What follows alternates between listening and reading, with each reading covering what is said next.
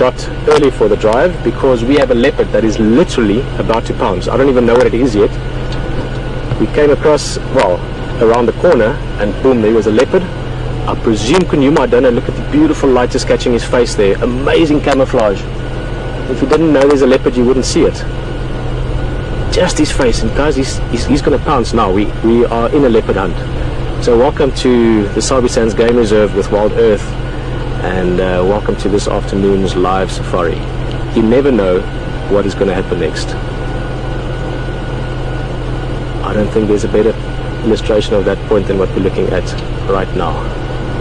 I'm going to go very slowly, almost just at a stalk myself, a little bit closer just so we can see him when he leaps. It might be something small, it might be a francolin or a bird, it might be a warthog, it might be a steenbok. I have not yet seen what he's looking at. I'm trying, but I'm not seeing it.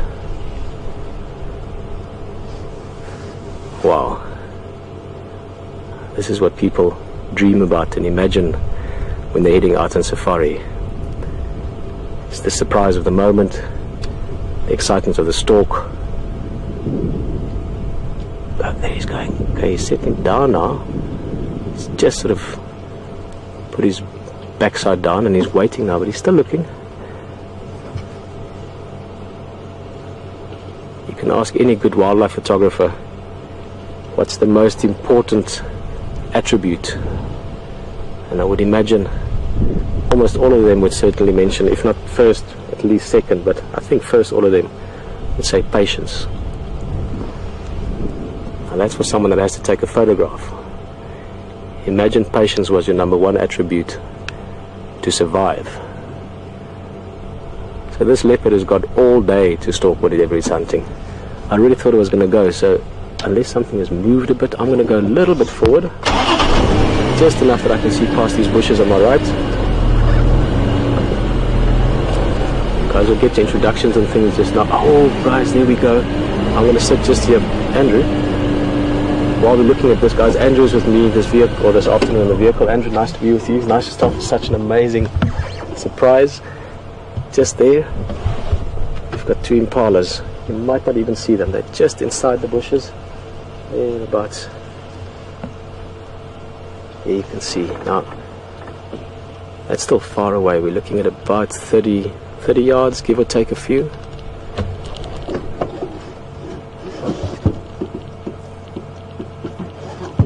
That's a big impala. Keep in mind the leopard we're looking at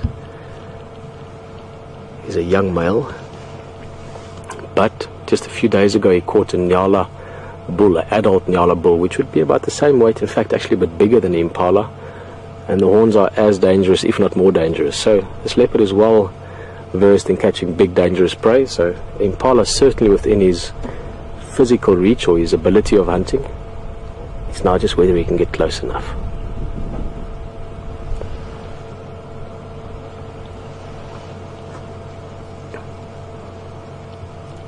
While we're waiting for him and he's waiting to see what's going to happen, quick introductions. My name is Pieter Pretorius. We've got Nikki and Tara in final control. Got the whole team here at the moment. Andrew this afternoon is on camera with me. Andrew, looking forward to it. Always nice to have a new experience, new person on the vehicle. Okay, the impalas are just slowly moving away, not because they've seen the leopard. That's the way they're moving. We've also got very good wind in our favor, meaning the wind is coming well. Let me ask this question, always an interesting one for me. Who are you cheering for right now? Let's get a few emails. We're gonna see what the scenario is. Yes, many of you, if you want to chat with us a little bit, please tell me, are you cheering for the leopard or the impala? You can send those answers to questions@wildearth.tv or hashtag Safari Live to tweet. But innately, I think many of us, most of us, some of us, but I think most of us are cheering for the leopard. We are hunters ourselves. We know the need for survival. And once the hunt happens, many people feel sorry for the prey. But in my experience, without fail almost, people are always cheering for the hunter. So let me know, who are you cheering for? Who are you holding thumbs for?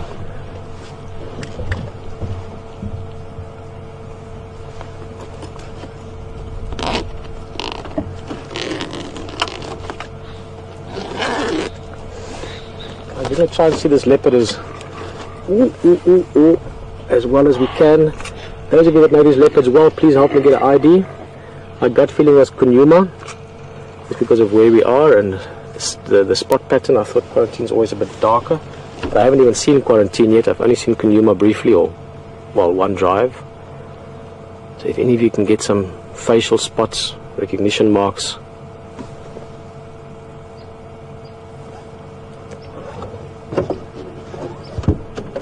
I want to just move back a little bit. Ideally in a hunting situation or scenario like this, one prefers to be... Give me a second, I can just see his face. I want to see if I can't get a...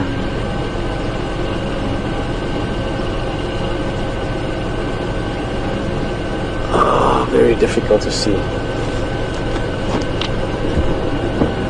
Ideally when the animal's hunting, from our point of view, you want to either be behind the hunt, but that's more specifically for buffalo, lion, and those big animals. Whoa, let me try and drive on the road rather. Or the best scenario would be at a sort of an equidistant triangle, which is a little bit tricky perhaps now.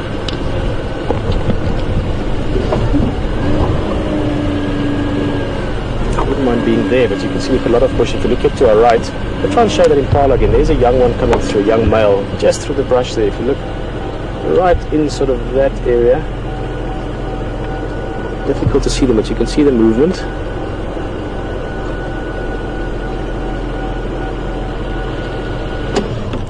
Just sit here a bit. I just didn't want to, where we were sitting, we were closer to the leopard than the impala, so if they were looking at us, they wouldn't have seen him, but they would be looking in that direction. So I want to keep us not only objective to the hunt, but also in a way that we won't interfere for either of the two. Now let me prepare you for this, as I've said earlier, but in case it was missed in everything that was going on. This hunt could take the rest of the day. We might well spend the rest of the afternoon sitting with this leopard. Obviously we'll join HT as well. HT wants to say hello to you. He's down at Gowrie Waterhole already having a look around. But at the same time, this could kick off before I finish the sentence. That's the thing with leopard, you don't know. At any second he could decide to go for it or wait. It's quite hot this afternoon. It definitely is a summer feel to the afternoon. I would guess it around, not incredibly hot, it's comfortable. We're around the 29, between 29 and 31 degrees Celsius. That's about deep 60s, around 72 or something like that, and actually a bit more than that, thank you, probably about the low 80s, something like that. There's a bit of a breeze, so it is cool for us, but it just makes the point again. So many people think that leopard and lion and so on only hunt around sunset and sunrise, which obviously is the majority of the time true. But you could drive around hot afternoon, mid-afternoon still, and suddenly, boom, you're sitting with a leopard that's hunting.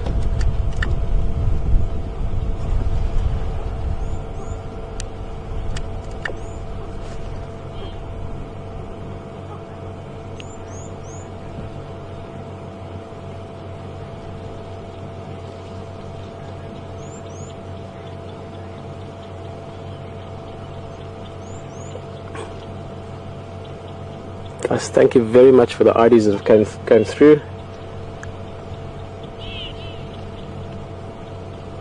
I missed the names in now, but we had a few people saying that they think, well, they're pretty sure this is Kunuma.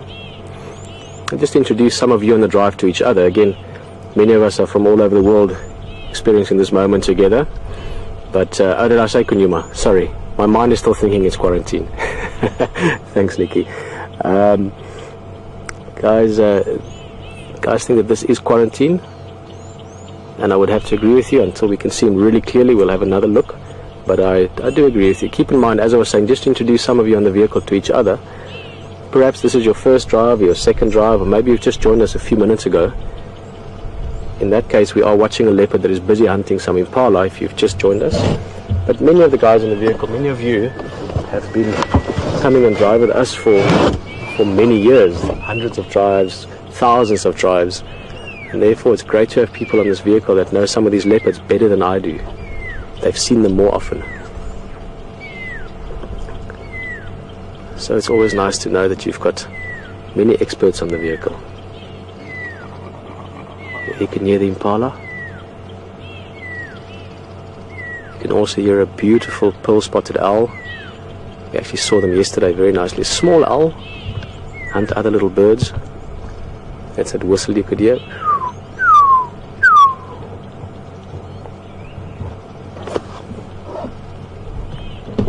It looks like 1, 2, I can see 3 males, so it's a tiny little bachelor group. Now we are building up to the rutting season, and in the rutting season, oh, there we go, he's up again. See, it's because those males are playing around with each other. So they sort of jumping around a bit, and the leopard knows they're distracted now. That's when he's moving. So look at how beautiful it is. It's like liquid mercury, you know. These things are amazing to watch when they turn from sleeping cat to deadly predator.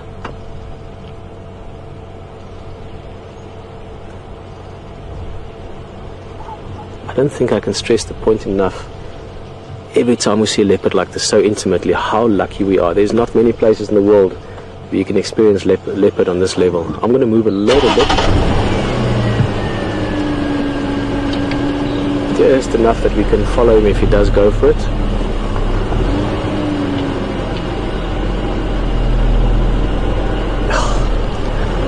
This is so exciting. I mean, it's as a boy and even as a guide for my first years, I dreamt of seeing something like this. You know, I imagined what it must be like to be in a situation where you can look at a leopard just hiding in the grass. They're busy hunting.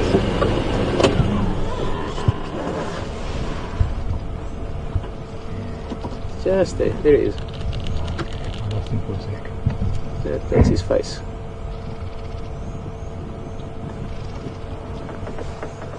Amazing how they blend in. We said about it, or talked about it 1 or 2 drives ago, for those of you that were with us, and we almost missed like a group of elephant. You know, we luckily to see them, but like a few minutes, not minutes, seconds later, they walked into the bush and they were gone.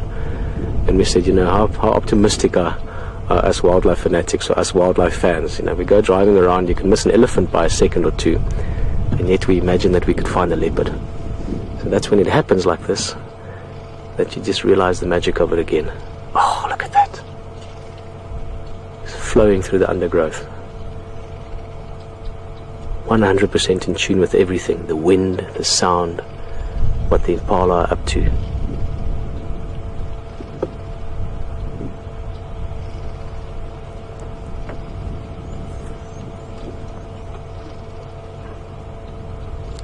He's going to come out there just now. He's just behind a little clump of bush now. He's got perfect cover. The wind is helping to hide him as well. A bit of wind is very good for the hunter. Yeah, obviously, if he's downwind, it hides his smell. But also it creates a bit of movement. Look very carefully around the leopard. The grass is moving a little bit. The leaves are moving a bit. All helping to hide him. Making it just a little bit more difficult for the prey to spot movement around them, because there's this general movement of the undergrowth anyway.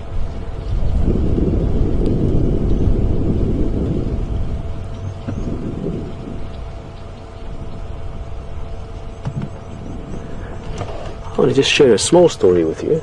For those of you that were with us last year, when we had that amazing experience, the second sort of live drive to TV, if we can refer to it as that. We had that incredible experience with the lions, those 5 young males catching a buffalo, and the whole hunt and the kill and everything, the drama and chaos and adrenaline and emotions that go along with that. That was literally where we're sitting now, about 20 yards that way. Same place. Eh? It's a little bit tricky. It's not, sorry, Andrew's saying it's tricky. Andrew, I'm going to, in a very nice way, correct you. It's not tricky to see him. It's impossible to see him at the moment. Andrew is such a good cameraman. He actually wants to show you through the bushes what's going on. We'll work on that X-ray vision camera for him soon. You know, James Bond. Yeah, I'm sure James Bond wouldn't mind coming on a drive. This is quite fun. Worst things to do in the afternoon. Oh, it's weekend, by the way. It's long weekend in South Africa. Many people going to beautiful places to get away for a bit. Many people like us going on safari. What a cool way to spend your afternoon.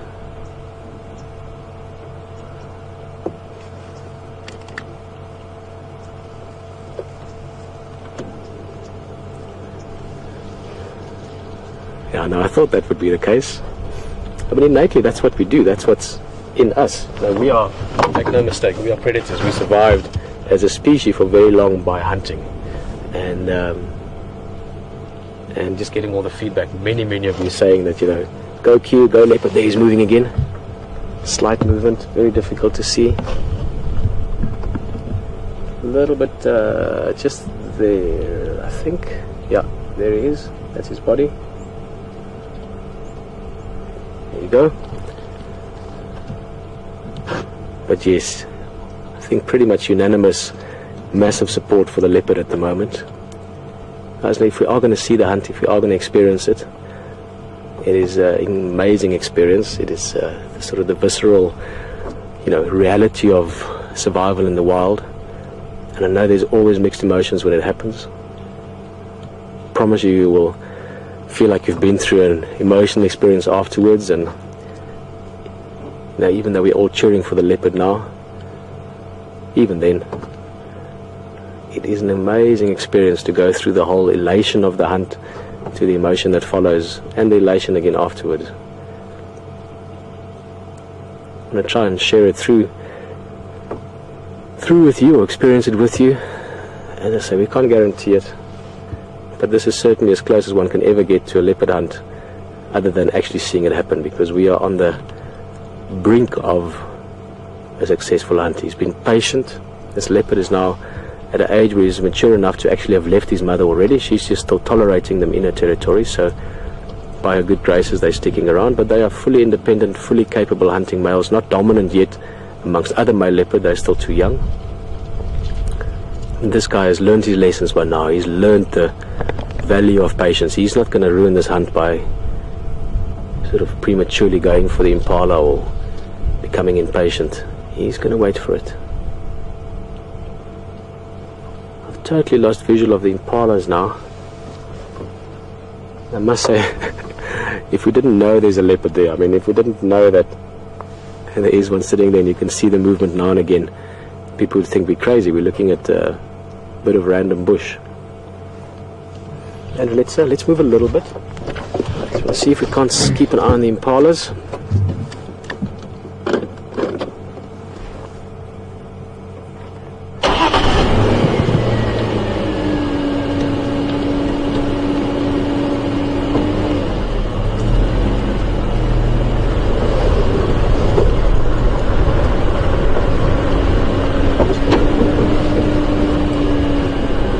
Great news, or interesting news. Update there that the hunts that have been followed with Q, this leopard, I don't want to move too much, because if that leopard is lost now, you know how difficult it is to find him. I don't see the impalas, but they're just here in the thick stuff.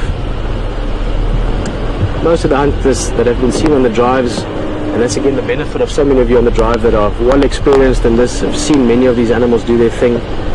Q has been quite often too excited or a little bit rushed and has ruined a few hunts. Maybe this is the day where it turns, or at least for our experience. I can't see the impalas at all now, but you still see the leopard. He's just off in the shade there. He's quite relaxed at the moment, keeping an eye on where he's going. Oh, there the impala, I can see them, but it's going to be impossible with the camera. I've got a tiny little tunnel through the bushes here. They're slowly moving away from the leopard, but very slowly. I mean, they're busy grazing as far as I can see. So he's just following them until he gets the opportunity to get closer, and he will work his way closer and closer in the course of the afternoon. So we're going to keep an eye on it.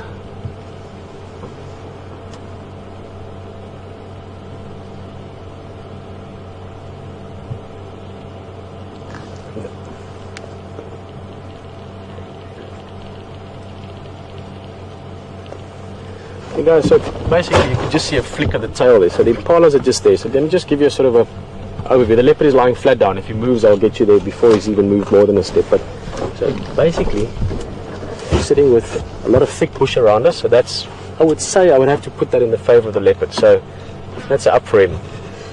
Then the wind, it's a little bit sort of coming and going, but it's consistent. I've paid attention to it since we've stopped. The wind is coming almost directly from the impala to the leopard. So leopard here, impala's here, wind is doing this. It's good for his scent. It's even good for sound. Wind helps to hide sound as well. Again, this is the way the sound travels, but if there's a bit of wind, you're just getting that soft rustle from the leaves, a little bit of grass, maybe a stick rubbing against a tree somewhere, just little sounds that help to hide the sound of the leopard moving. So the wind is also a small benefit for him. There's not many impala, there's only 3 as far as we could see. That's a big benefit. If there were 100 impala, that's 200 eyes that could see him. 3 impala, 6 eyes, the odds are not too bad. Inexperience maybe a little bit against him, but he is also now over 2 years old already, so if someone can just remind me how old exactly he is. I forgot exactly the age, but he should be 2 years and 4 months or something like that now, if I remember correctly. So most things are actually in his favor. It's just whether he's going to be patient enough. Looks like he's going to. Whether we're going to be patient enough. But as far as I can say, we've got a very good experience to, or very good opportunity, shall I say, or chance to get this done. Can you see it all, Andrew? I don't know where you sit. It might actually be, I think that's slightly, I don't want to go too much forward. You know what, let's get behind him for now, but that's not really where we want to be.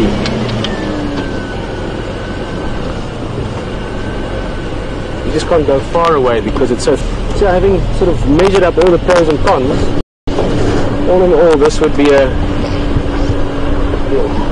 in the favor of the leopard, I would say, at the moment.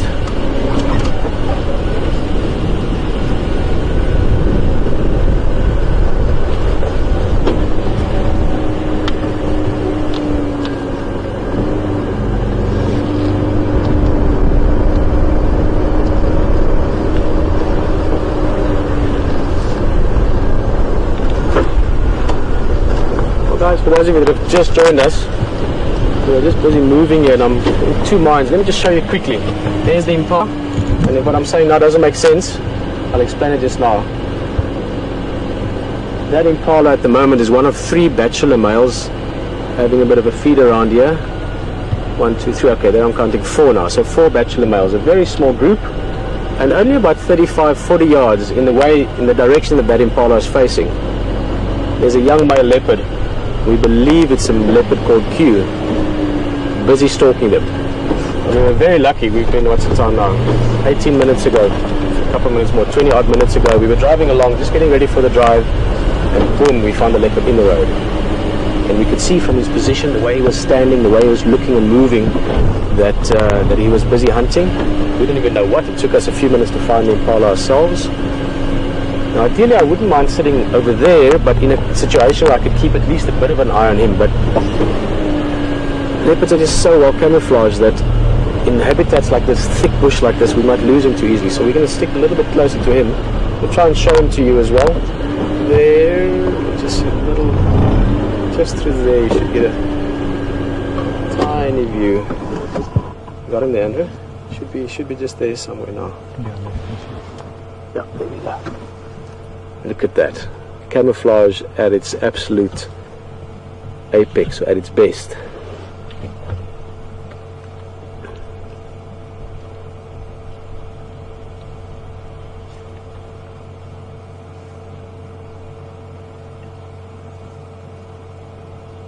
Just to give you, again, to put this into perspective, yesterday we were talking about the lion hunt we had last year, which was, and I'm thinking of that now because it happened exactly where we are now, a couple of yards back.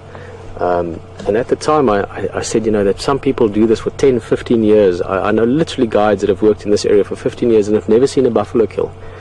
I've worked in game reserve, Sabi Sands, where we are now, Juma Game Reserve, Aratuza, all the other lodges or the other areas in Sabi Sands. It is world renowned for leopard viewing. Some of the best leopard viewing, if not the best leopard viewing in the world.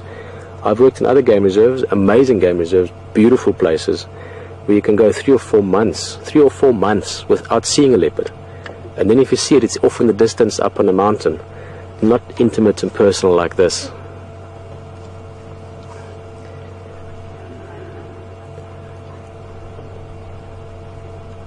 Yes, thank you very much. I remember it was around Christmas time. Karula, the mother of this leopard, has had many of her litters around December. MJ, thank you. Nice to have you as always on the drive. Just letting us know that they were born around December. I think the second week or so of December.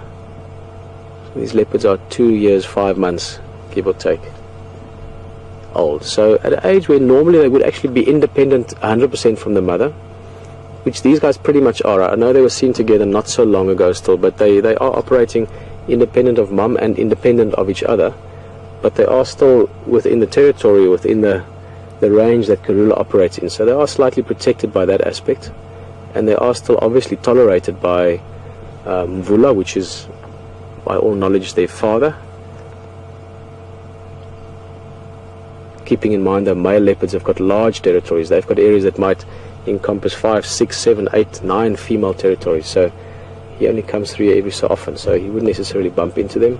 If he did, he would start putting some pressure on them. Let's just move a little bit.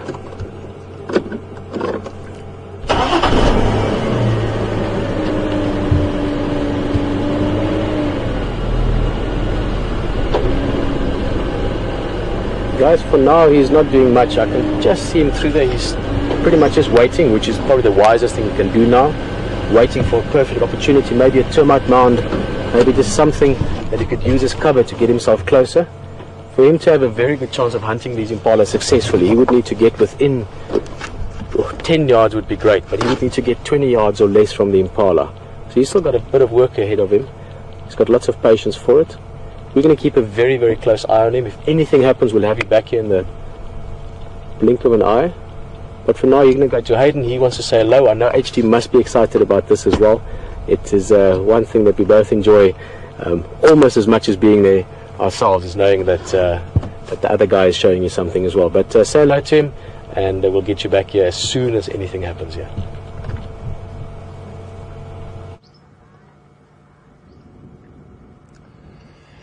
Well, good afternoon, folks. Welcome to Safari Live from the other side of Juma, and I know that Pete is with something very, very special.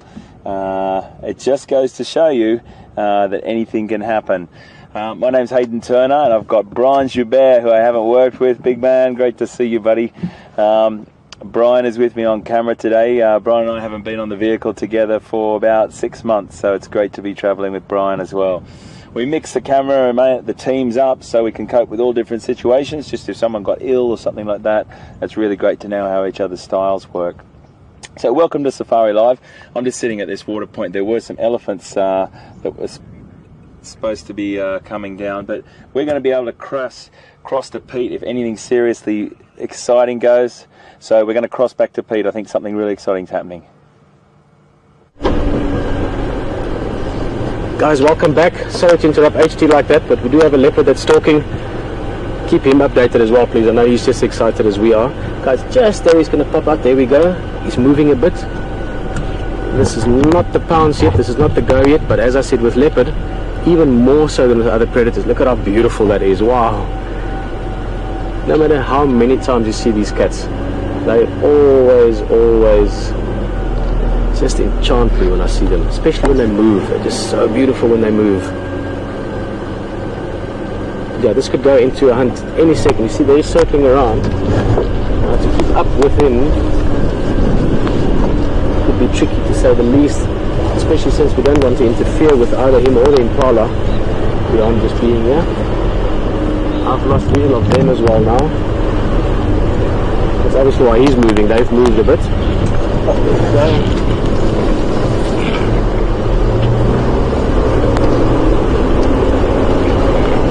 More impalas this way now.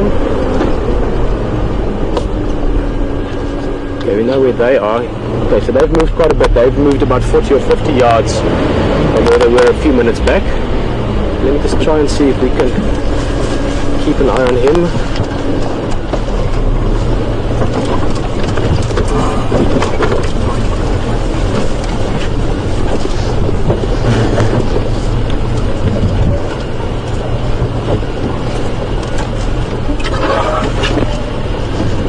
Should be. Oh, there we go. Oh, right in front of us, just there. The wind is still perfect. In fact, it's picked up a little bit, so the wind is just getting better for him. Look at that posture. You can really see that this guy is on the hunt. Oh, beautiful.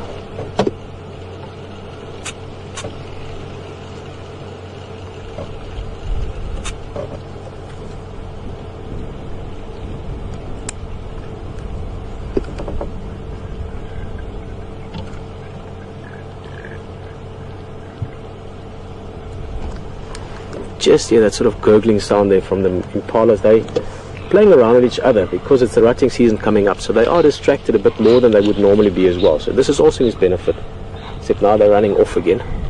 As long as he keeps up with them, his opportunity will come. He must just be patient. You could say the same for us.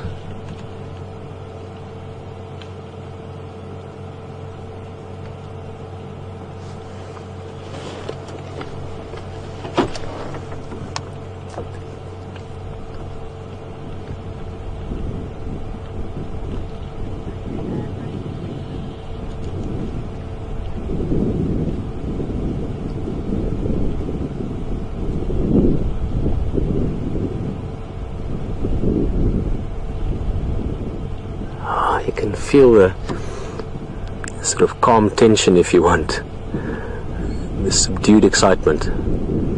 He's on the edge as well. If you feel carefully, you'll feel that there's a bit more adrenaline in your system at the moment as well. You'll feel your heart maybe just beating slightly faster in anticipation of this.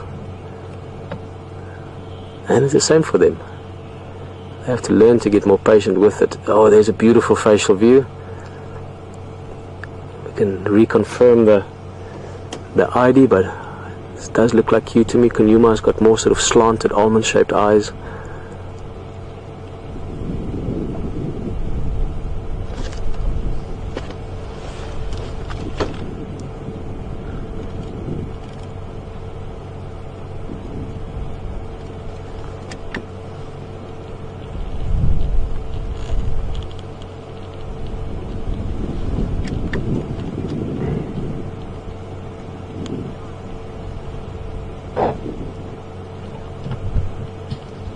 Pieter. Hiding in this guy. Oh, he's just flat, low down. The impalas are not that far. They're about 40 yards. You'd have to get halfway closer still. I'm going to go behind him because then we, in the line of sight, sort of, and as the impala look at us, they might notice him. Just look at that. We're going to go around the side. Ooh, guys. We are hunting with a leopard.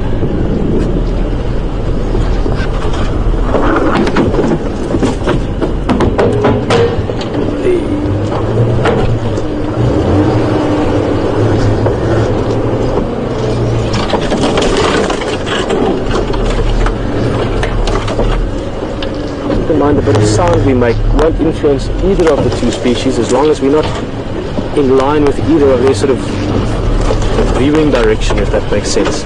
Both impalas and the leopard are very used to vehicles, so this doesn't bother them. There he is. Oh, getting closer and closer. Andrew, is it exciting for you? Yeah. First leopard hunt you're filming or not? Beg your pardon? Your first leopard hunt? Pretty much. Awesome.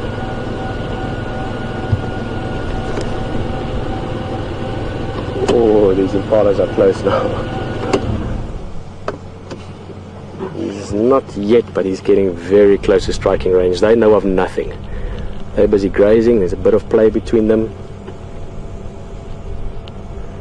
Yep.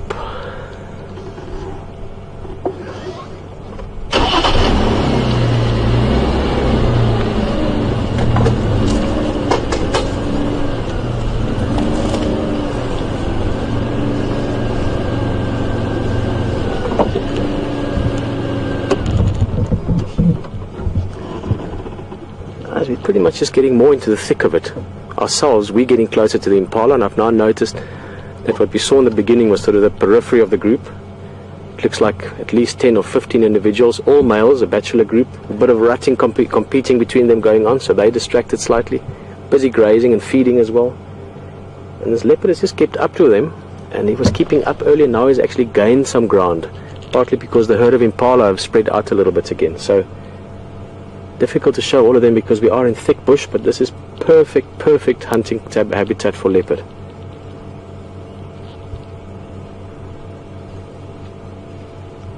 So if I had to give odds here, I would say we're in as good a position as you could ever be to experience a live or successful hunt. I mean, we are in a live hunt. I'm going to go back to him again. You'll see when he moves, just notice how beautifully he moves. I always mention that, but it catches me every time. It sometimes literally gets my breath a little bit if I watch them. They are just so magical when they...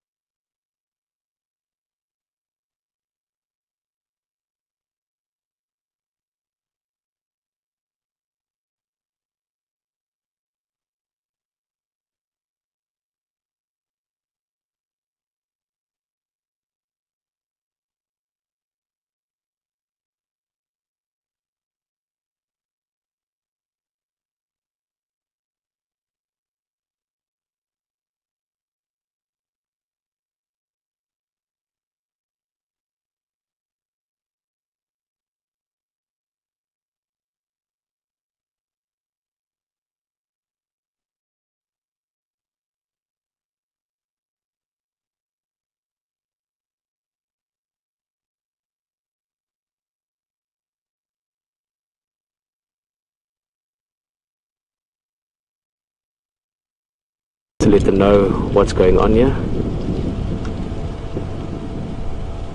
Just look at that tail.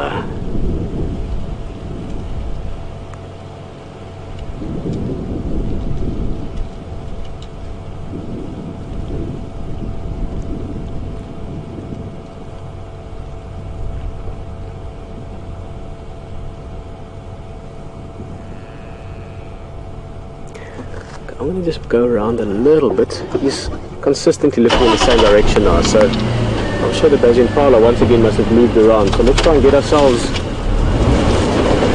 back into the sort of the triangle shape. I said that's especially with leopard, it's best if you can get yourself, so if you have the leopard, the impala and us, in sort of a triangle like that, then we can get the view from the side.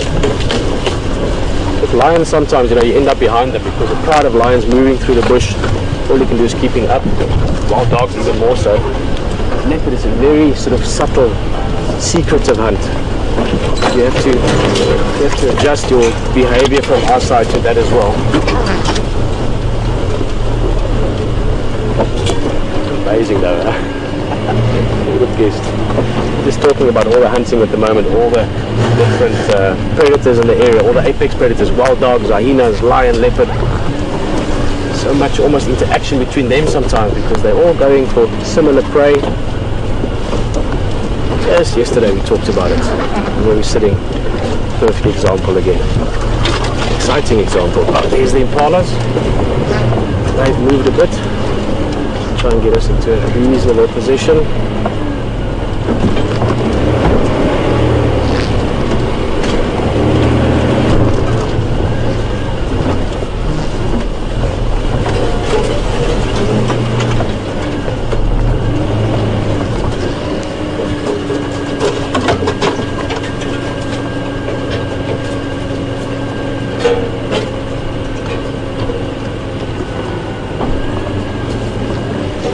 There's a few impalas coming through, so difficult to see them. So I'm trying to get a view here that we can keep an eye on them, on the leopard as well as the impala, but the habitat not making that too easy. We're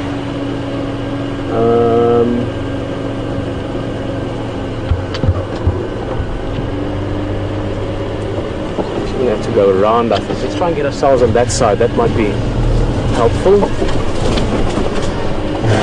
Afternoon, Aubrey again. Impalas on this side now to the sort of Yampo Voila Shibam Weaver's Nest for Ingwe Jumaring Malaya.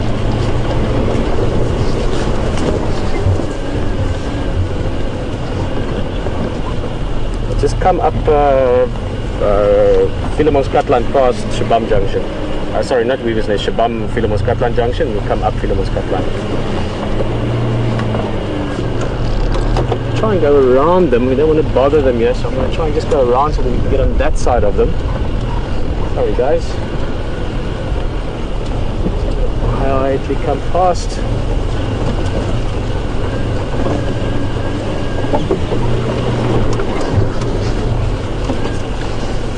Here's all the impala, quite a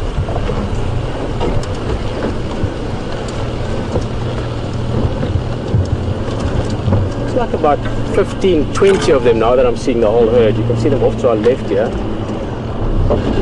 They're quite spread out now. They're in almost a half moon shape from that termite mound where we last saw him. Now I do want to try and get myself closer to the leopard as well, just so we can keep an eye on them. Oh, there's a warthog here as well. I thought it was going to be a la carte for the leopard this afternoon, but it does seem he's got a menu to pick from. There's a little warthog, not a little one, a big warthog. So I have to try and get myself to a place that I can.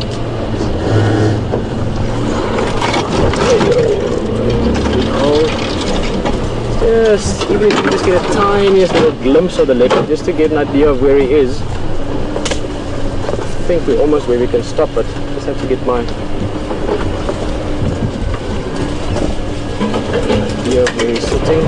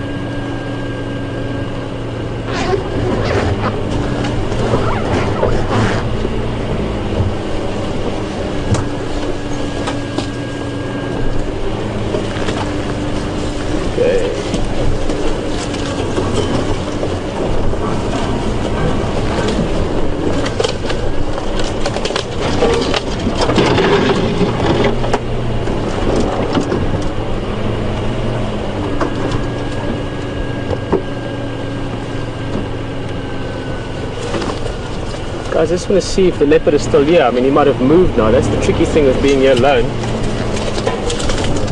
Trying to keep an eye on what's going on.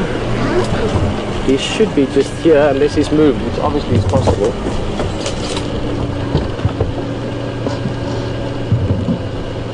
Uh-oh.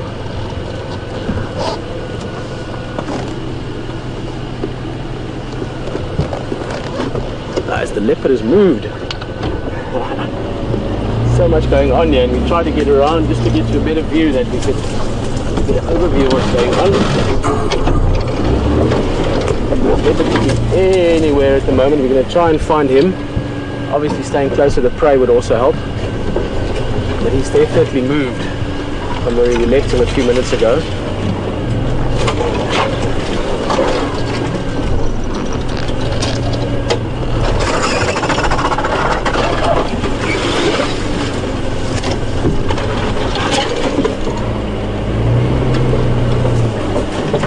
Impalas are running in the front there. I wonder if he circled around that way.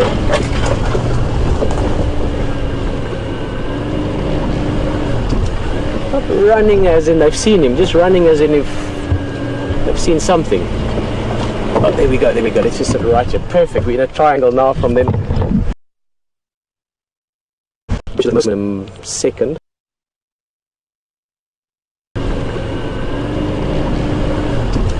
Not running as in they've seen him, just running as in if they've seen something. Oh, there we go, there we go. Let's just sit right here. Perfect. We're in a triangle now from them. Which is the second. There we go. And you can't see it where we're sitting, but you might have noticed it when we were looking at the impala when I was moving around. coming up to a road. The road means there's a bit of an open area, so it means that this thick cover that he's had is not so much in his favor anymore, because they're now on that area of the road and beyond it, so he's going to have to cross that. The wind is still good. It's not directly from them anymore, but it is coming, I would say, at about sort of an 80-degree angle from them, 90-degree angle from them, so it's still good. So it's more from them towards him than it is side on.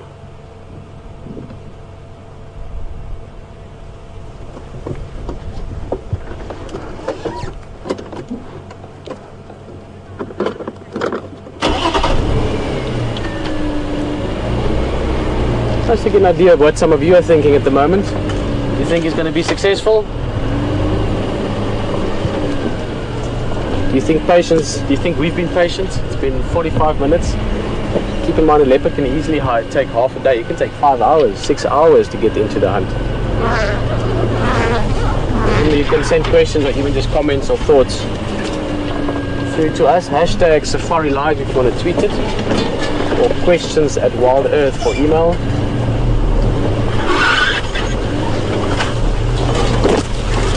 It's going to get us back on the road at the moment. Might be not a bad place for us. Easy to move around.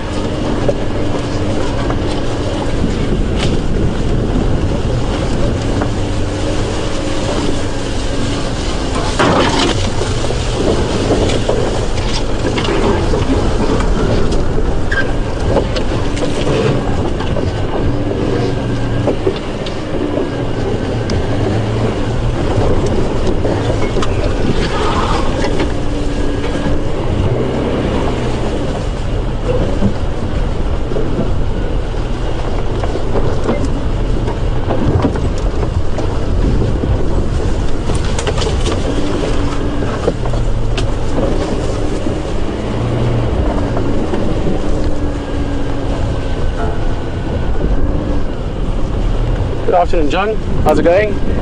John is saying hello from Connecticut. Guys, we're going to get a beautiful view. The impalas have moved on to the point that I don't even see them now. So it means the leopard might actually wait for them to move away far enough that he can cross this open area. But look at that stunning view. John, I'm going to answer you. Just look at that. Absolutely beautiful. Yeah, he's going to move on.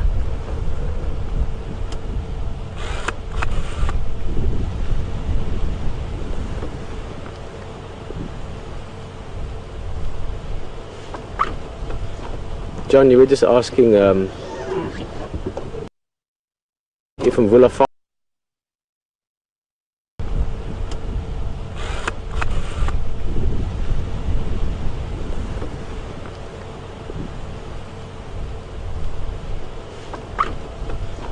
John, you were just asking if Villa found them in his area, or he's to be not to fill them forward this side. I can see you through the Schlatin. He's going to cross Bendlela heading west.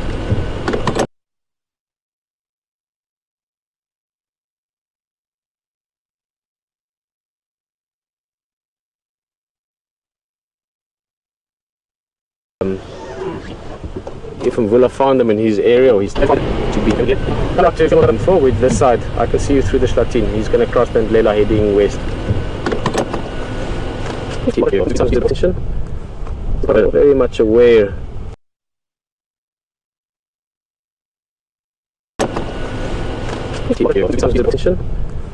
Very much aware. Off into the thick stuff.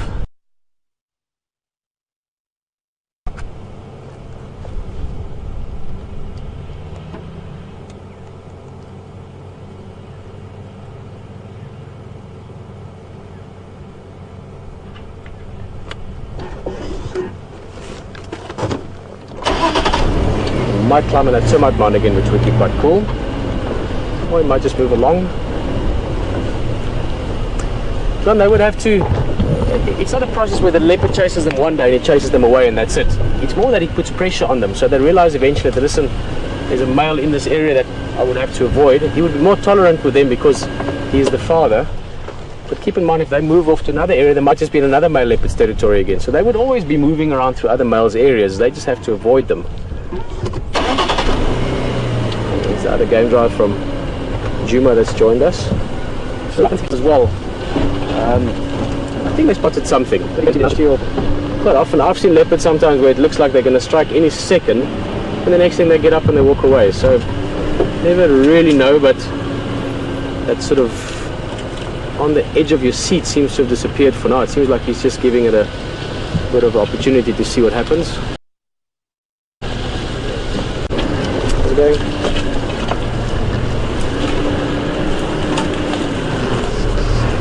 But let's see.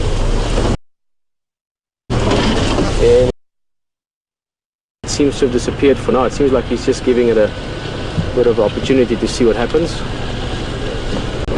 How's it going?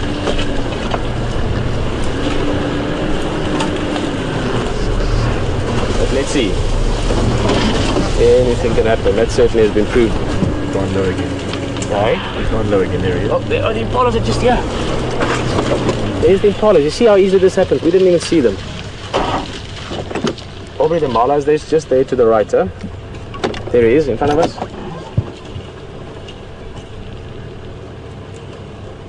Impalas are further to the right now.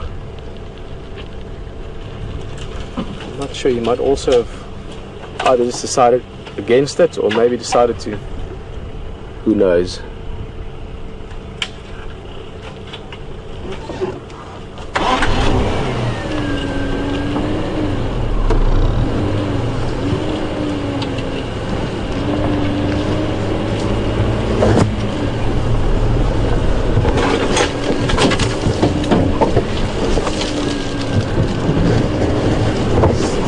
Catch up a little bit with him. He's just walking now, so maybe he's either seen some further away or that warthog perhaps, or maybe he's just decided to see, can't find another opportunity, but we have to keep up with him.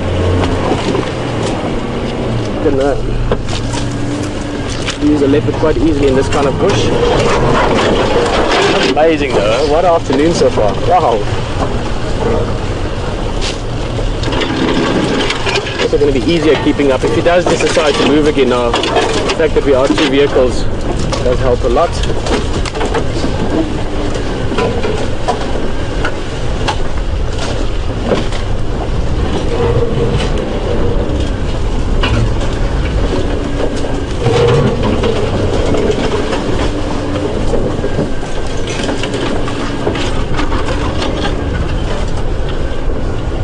Wat dan voor?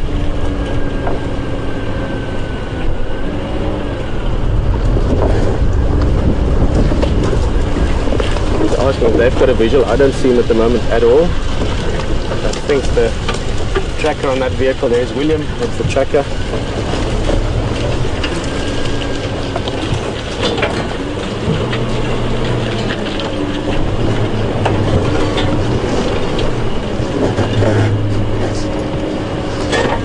Open again. One Ingwe.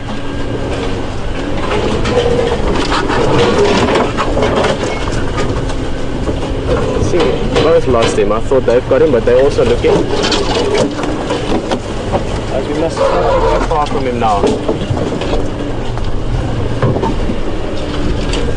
In the blink of an eye.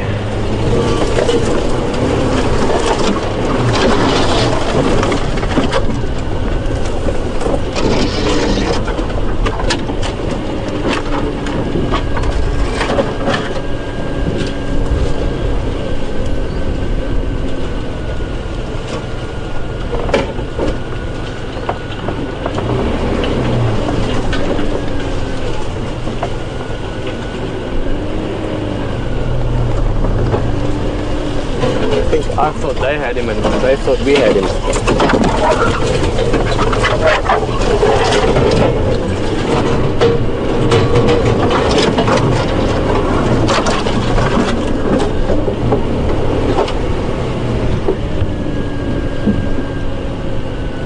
Must be somewhere here.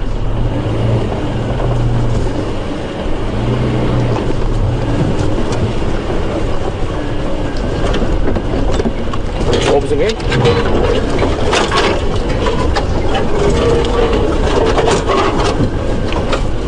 Beautiful.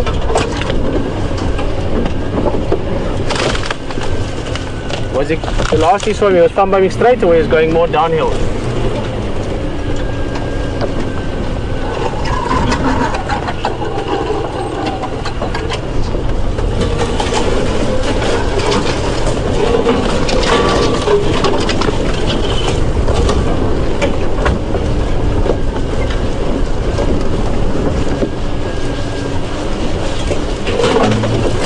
Oh, I've got a bit of a hole there.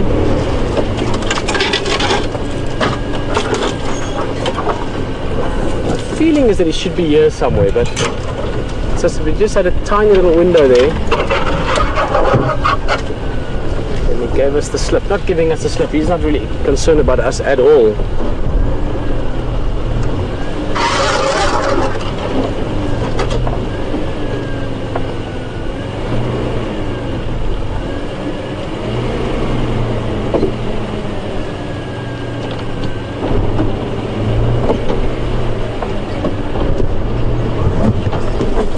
That's a log. Otherwise, if you've bad, alright, let me try that again. If you've missed the last few moments, or the last few minutes, we were following the leopard. He sort of seemed to have not given up, but sort of not too worried about the hunt anymore, and he started walking. And Aubrey and myself were following him, 2 vehicles, and you know that old saying, you know, 2 vehicles is better than 1, or 2 eyes, I guess, same thing.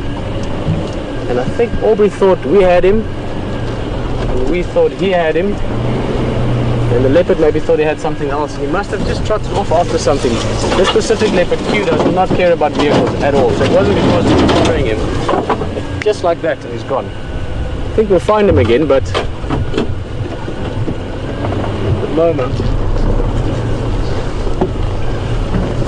the moment, I have to just look around a little bit. Hopefully we can spot him again. Aubrey's also helping. At the same time, I think Hayden would love to say hello to you properly. It was so quick earlier and we had to come back to the leopard. Not had to, we wanted to. And I know Hayden is also waiting to know what's going on. So enjoy it that side, and we'll see you back here in a bit.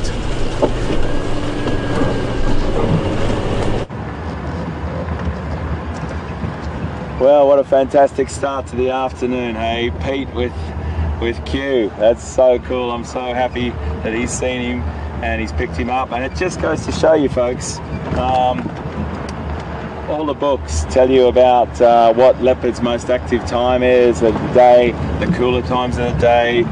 You know, they're crepuscular, which is a word that means more active during dawn and dusk, and you know, there's also active throughout the night. But I have to tell you, there's always exceptions to the rule. Now, I'm just going to pull in here to this little spot. It's a nice little spot. There's a lovely buffalo just here in the shot, but it's a bit, I'm going to be probably, is it too much in the sun for you, Brian? No, it should be good. I just pulled up here just because we've been driving around having a bit of a look. We did come across some elephants, but they moved across onto another property. But back to probably our beginning, where we wanted to introduce ourselves and say hi to you. It was a bit rushed because sometimes we have to do those crash cuts over to Pete or over to the other person because it's really exciting stuff. You don't want to miss out on it, and that's the beauty of having 2 vehicles. So welcome again to Safari Live. I'm Hayden. We've got Brian with me today, which is fantastic, and we're down at Twin Dams. Remember, if you've got any questions, please send them to questions@wildearth.tv, or you can tweet us at #SafariLive.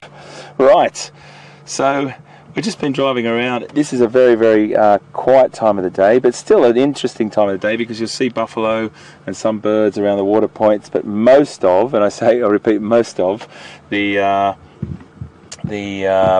big predators are resting. Certainly not Q. He looks like he's had a bit of a good time looking around for some impala. But impala herds haven't been as frequent. There's a real high concentration of predators around at the moment. We're seeing nearly a cat, at least a cat a day, which is fantastic. But I'm just so impressed that we had him for that whole hour. Really beautiful stuff. And we're just down here looking at these couple of old bulls. There's one just behind a bush over here, but the one right in front of us, just keeping himself cool, ruminating. We've seen this a couple of days, pretty much every day.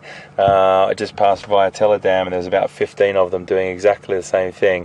They stay in that water, not fully submerged, but just sort of the first sort of third of their body keeping cool. It gives them a really good opportunity to get up and run if they need to. The mud's a little bit more solid at that edge of the pond, as the dam as well, and it just allows them to keep their senses right on the money, just in case a big predator did come down.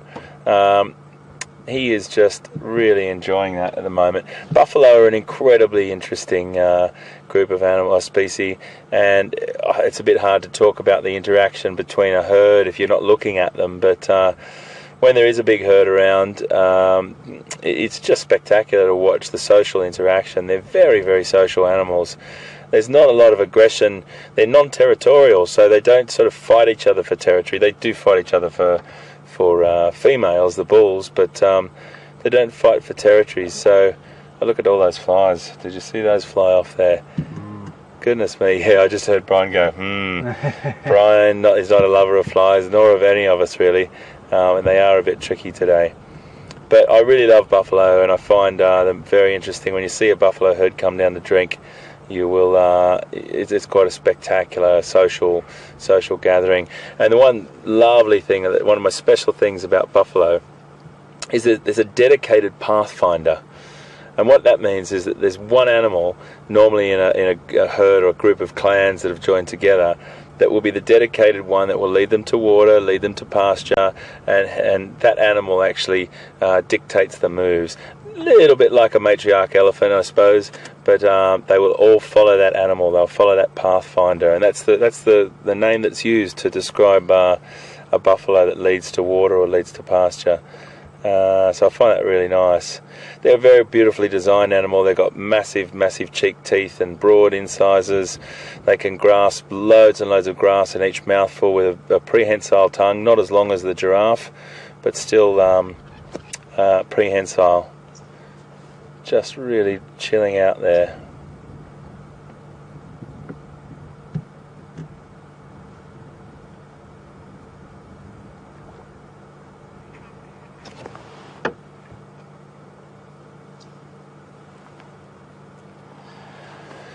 So if you do have any questions, please send them through. We'll be really happy to answer them. As always, we get loads and loads of questions. We can't answer all of them, but we can answer as many as we possibly can.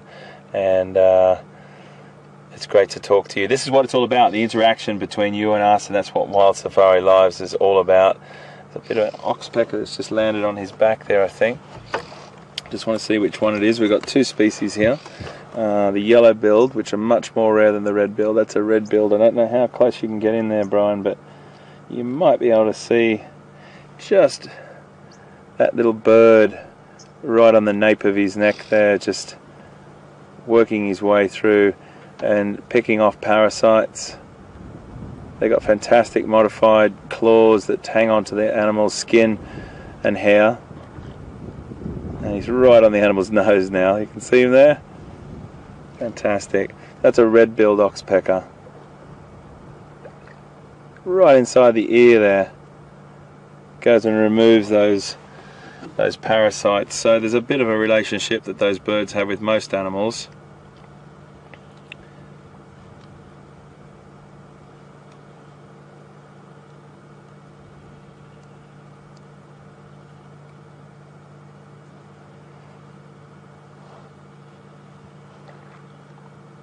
They've got a little yellow ring around their eye, beautiful red beak, a little buff undertone. I'll show you a picture of them just now, because he's a bit far away. So if I get Brian just to zoom back a little bit, I'm not sure if this is going to be, it might be a little bit backlit, but you might get this, mate. So that is the red-billed oxpecker. That's the one that's on his back. And I know many people have seen that before, and it is a common bird to see congregating on big ungulates, big hoofed animals. But a great bird to know, because they do have that relationship with a lot of animals where they let off this call.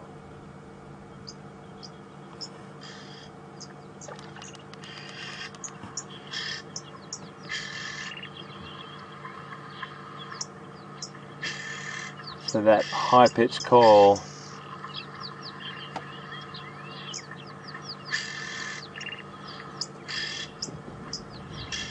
And that call, as many of you will know, or for people that are just getting into safaris, will know that there's a relationship that many animals have, and even all the guides and the people that do watch wildlife have, and that is that when you do hear that sound, it's an alarm call for a predator or danger.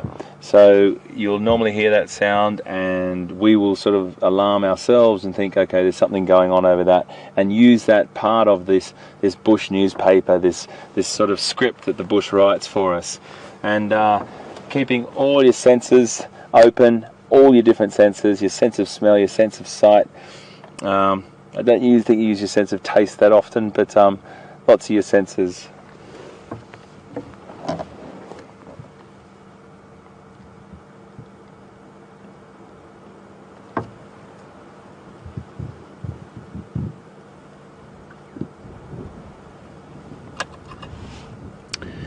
So we might move on.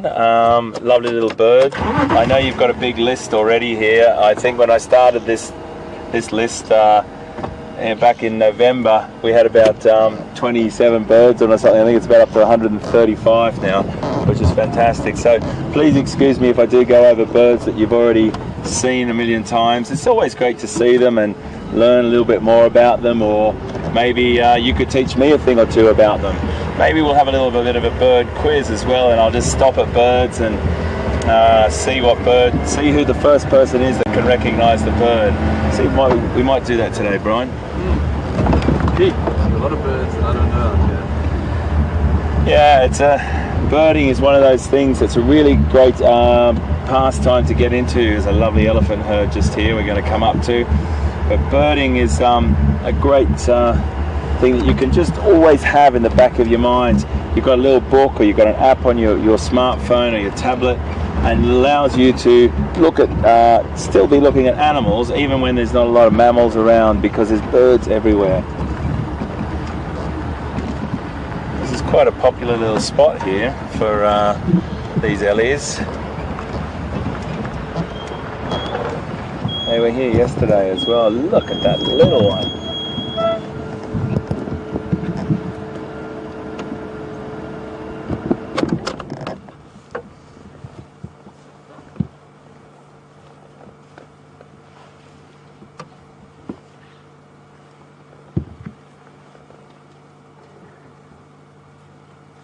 We've got a lot of elephant coming down here now.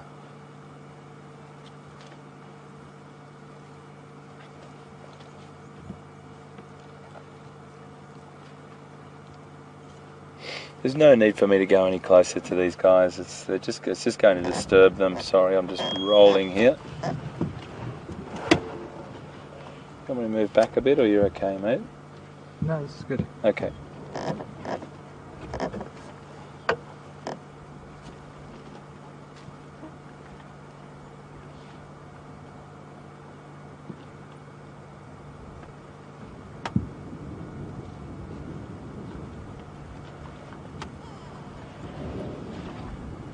So I've just left the buffalo and come over to this little water point, because I heard these elephants just over beyond the dam wall.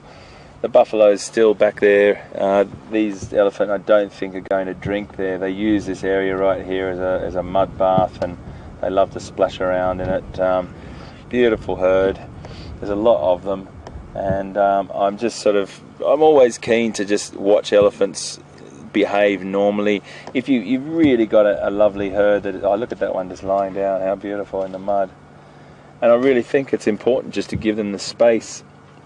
We can see them perfectly, we've got good vision, and if they start to move around us, then that's a very, very different story. But it's nice just to watch them and let them behave naturally.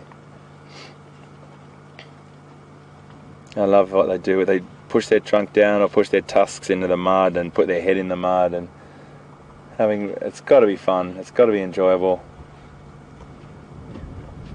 Those little ones just roll down in it as well.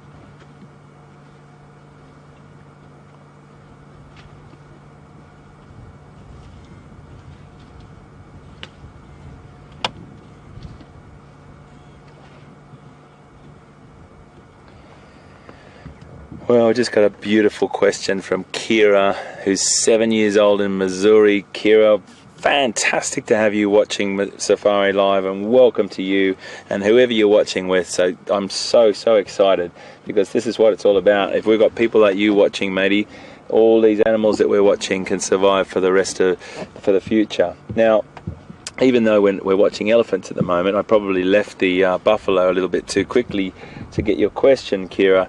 But the buffalo question that you have is a really good one. What is the buffalo chewing? Is the buffalo chewing his cud, and what is cud? Well, that's such a cool question. The buffalo was doing exactly that, what you said. It was chewing its cud, and you may have seen in farmland close to your home or in your state, cows just standing in a paddock doing exactly the same thing. Well, I have to tell you, it is exactly the same thing.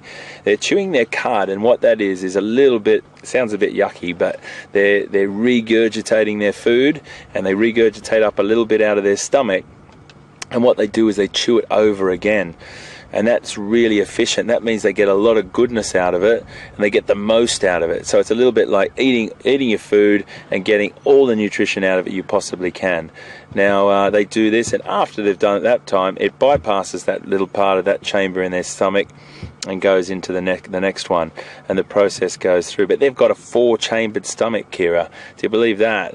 It's much different to ours, and they can break down in that stomach a particular substance that's in plants called cellulose. Now, it's a big word, but you'll come across that when you carry on through your schooling.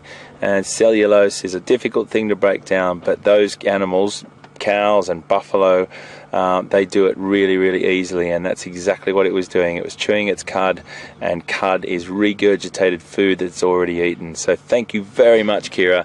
That's a cracking question, matey, and I hope you're having a great time in Missouri.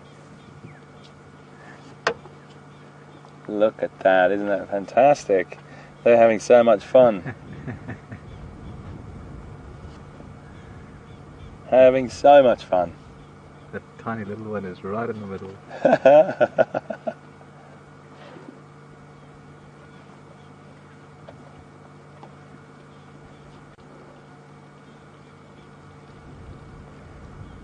You can see those females standing guard and making sure the little one doesn't get hurt by the big one, and just keeping a watch over there. Two of the bigger youngsters were rolling around with that little guy, so it's really nice. You see the mother of that little one was just standing close by, and now she's moved off.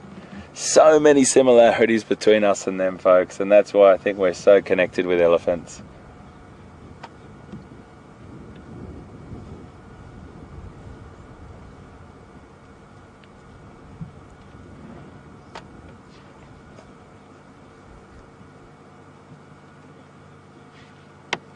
So a herd of elephants will probably average about 7 to 11 animals, and if you see more than that, it's probably a few different herds that have met together. They have these things called bond groups as well. Sorry, let me repeat that. Bond groups, where they'll regularly meet together, and if the herd does get bigger than that, they normally split up and sort of stay in contact with each other, feed in different areas, and then come back and meet up with each other. So those bond groups they normally average about 30 animals or something like that, and it's normally roughly three family groups together.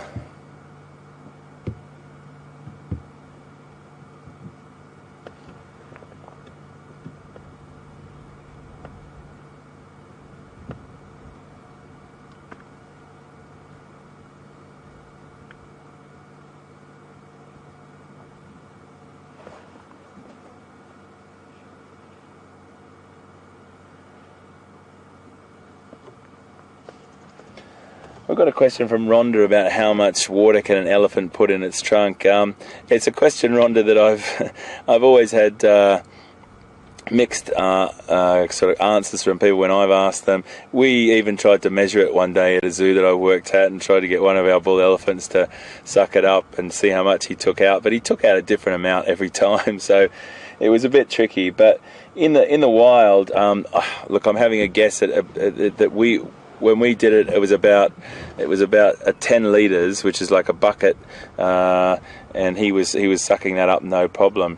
But in an average day, they'll drink approximately 230 litres a day, which is about God, now I'm doing litres and gallons.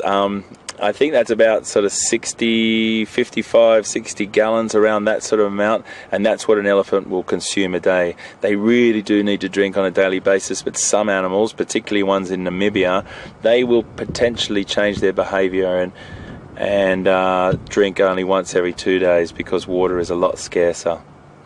So yeah, hopefully that answers your question, Rhonda, but thanks for watching.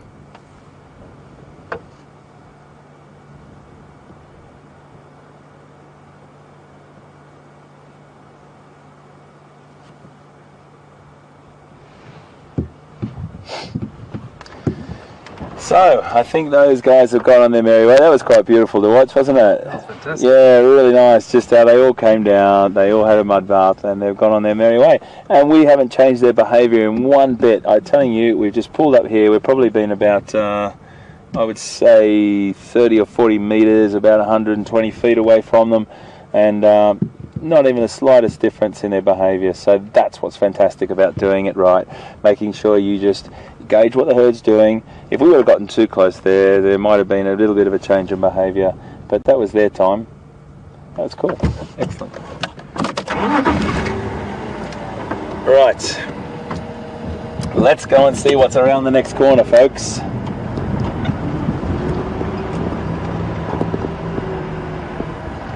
I do like my Ellies.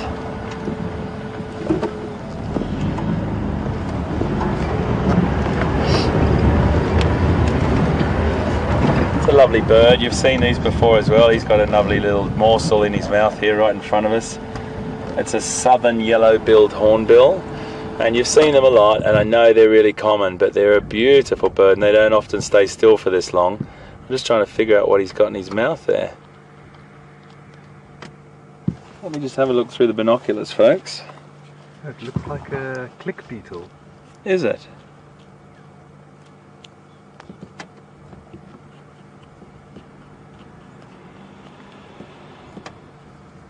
He's so close to me now, my binoculars won't even, I can't see him.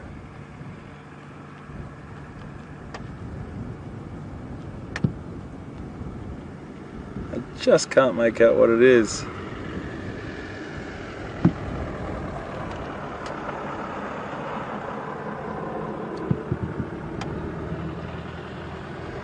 Yes, it is. It's a big click beetle, and it's so big he can hardly get it in his mouth. He doesn't know how to swallow it. He's trying to break it, I think.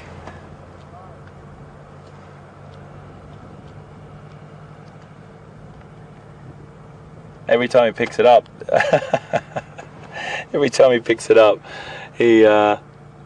it clicks, I think, and that's why he's dropping it. I'm not sure if it is alive, but the click beetles, their defense mechanism is just to pull all their legs in like that and just play dead. So, but it's a nice little morsel for him.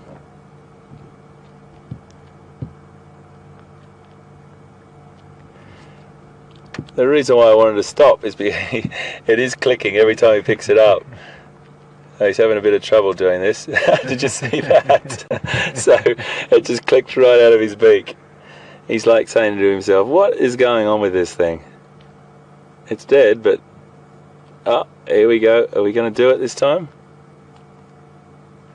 Every time he goes to swallow it, it clicks.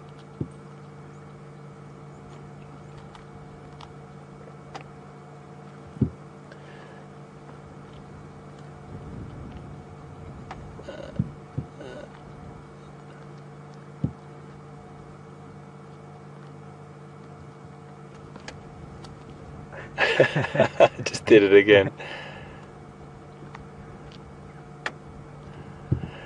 That's fantastic. We're with a little southern yellow-billed hornbill here at the moment, and it's just great to see. He's got a click beetle, which is quite a large click beetle, and every time he gets it in his mouth, a click beetle's defense mechanism is to click its it's got a little sort of defensive click that it makes, and it hinges just behind its head, and every time he puts it in his mouth it clicks and bounces out of his mouth, so he can't quite get it together.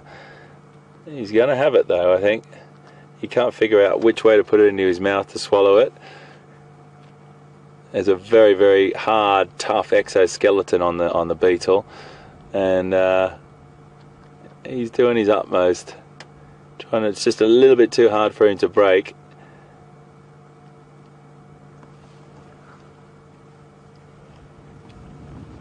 But one of the reasons why I wanted to stop on this is because you don't often see them in this beautiful light and sit for so long.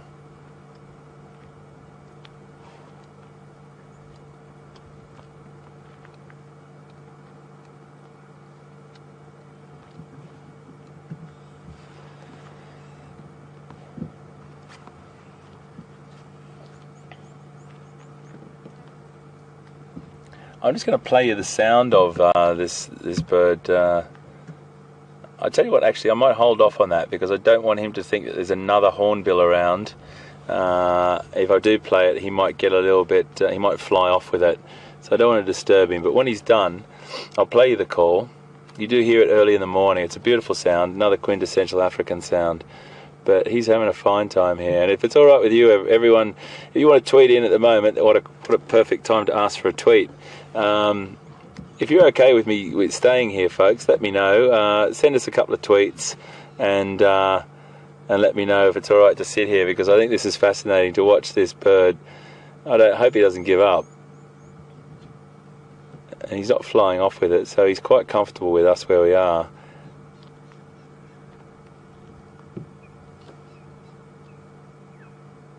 Lots of different hornbills in Africa, and you may have seen another one, the ground hornbill, which is a massive bird compared to this cousin. A big black bird with a magnificent red wattle and red beak, and predominantly ground dwelling, but can fly good distances when it needs to, but spends most of its time on the ground.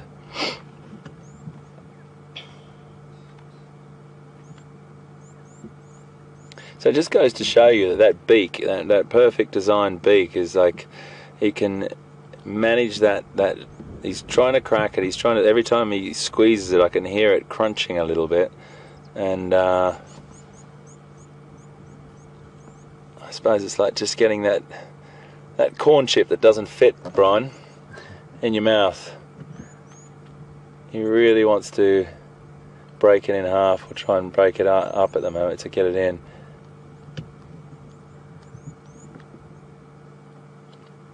The question on everyone's lips, Mr. Hornbill, are you going to have success? Looks like he really wants it. He really wants it, doesn't he? He's not giving up. Another crunch.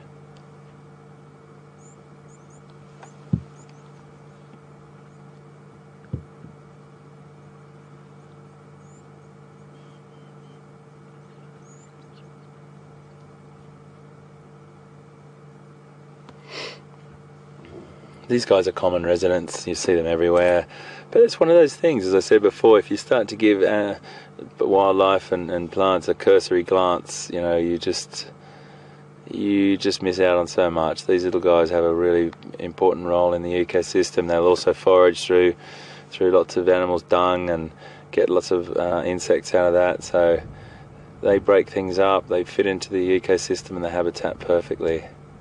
Oh yes, we've had success. We've had success. Well done. He's just broken off part of the, I think he just broke the head off, and now I think he's going to eat the rest.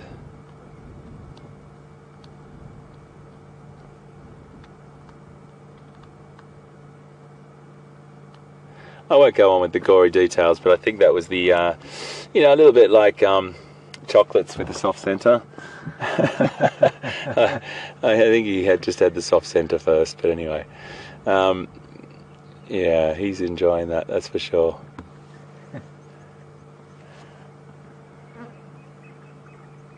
Beautiful backlight on them.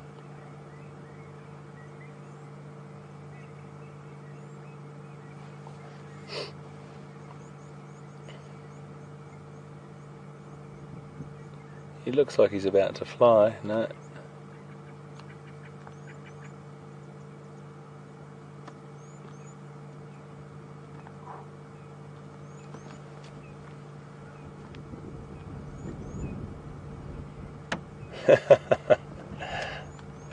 Come on, mate, get it.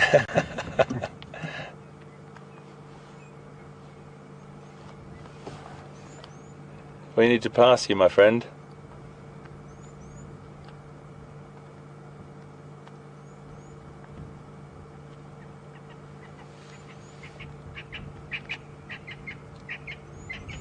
Just whilst he is there, I don't think he's going to drop it. I'm going to just play this this call for you, and you can hear it. And this is what you hear. It's a real sort of, it's a tock tock tock tock tock tock tock tock tock. It goes. It makes a real. It starts off slowly, and then it goes a bit faster.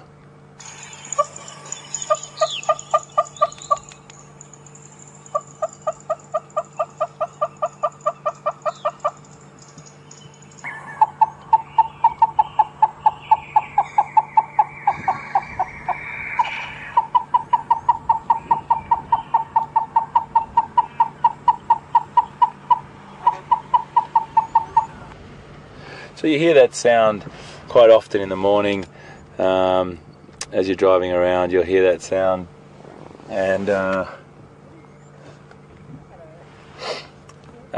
you really do see them enjoying their food. So I'm just going to sit here and watch him till he finishes this, because I don't really want to disturb him. It's part of the ethics and morals of watching wildlife that you don't change their behaviour. You just watch what happens. Even if it's a bird or an insect, you know, you try and make a plan. To the point where I'm actually going to make a decision. Oh, we do want to see him finish this, don't we? I'm very keen to see him. I am as well. I'm not sure if you've tweeted in, folks, or given me any indication whether we're going to stick with him. But this has been quite a long time watching this hornbill. But come on, mate, you can do this.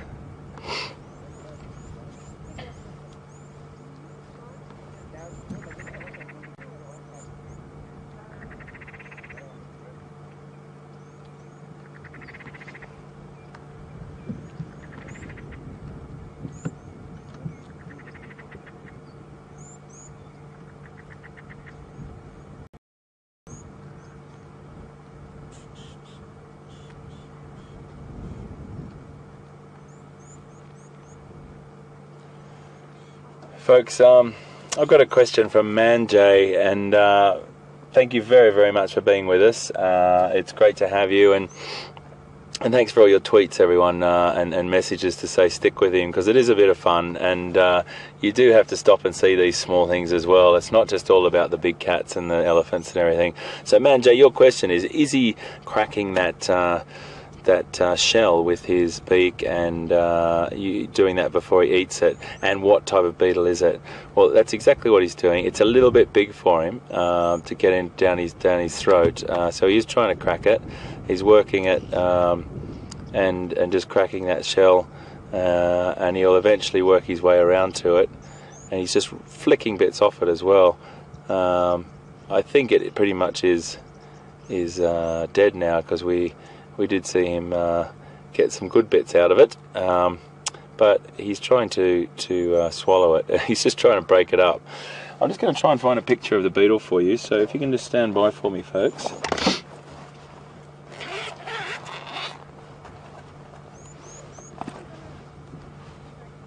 Just bear with me. We'll keep asking questions while we're waiting.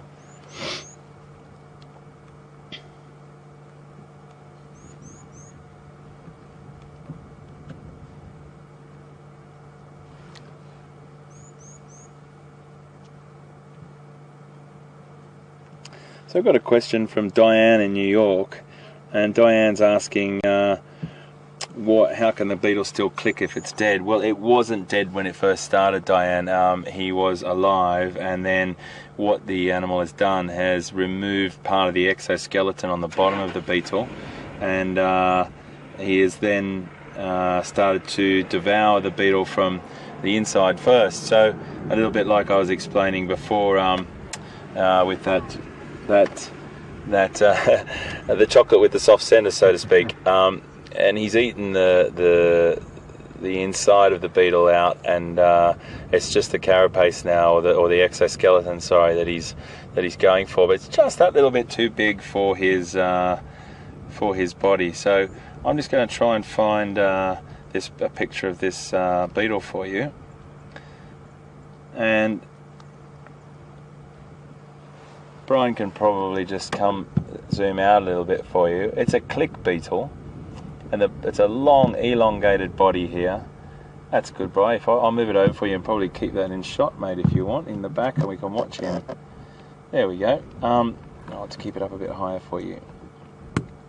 So there you go. It's a click beetle. So that's what it looks like. It's a long, elongated body with black and brown on it, and there's sort of the edge of the thorax has two sort of pointed angles on it. So it says, I'm just reading this out for you, it's a nocturnal plant eater, and it's got a mechanism under the body that is used to right the insect on its back, and it creates a powerful click. Now, it also uses it in a defense mechanism.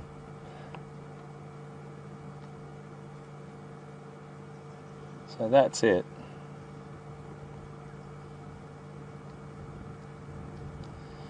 So that's a picture of our click beetle, the beetle that our friend over there, Mr. Hornbill, is eating. And that click beetle, the little sort of hinged axis underneath him, it's a really powerful click. I mean, children, when you show children, they really do love it.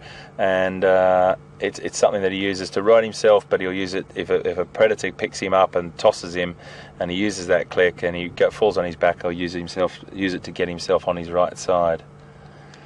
Come on, my friend, you have to eat this beetle. There's loads more out there in the bush for us to see.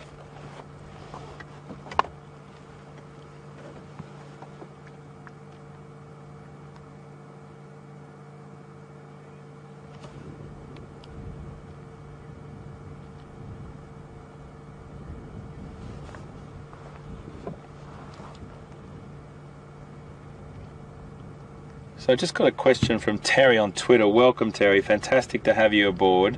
And asking whether red-billed hornbills have the same call as yellow-billed hornbills. Well, it's slightly different, but not too much different. I'm just trying to find it for you. So if you just bear with me for a second, I'll definitely try and get that call up for you.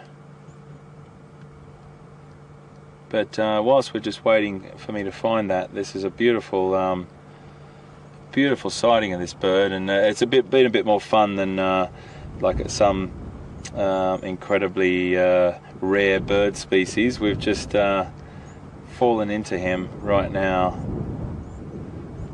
and he was just in such a great spot. I didn't want to leave him, and the light's so beautiful on him as well.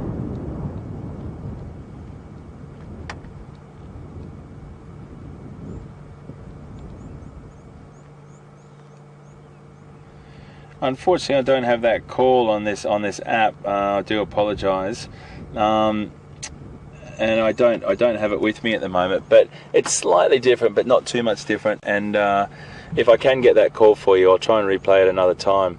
But there's lots of different hornbills around, and we see a few different ones. We do see the African grey as well, and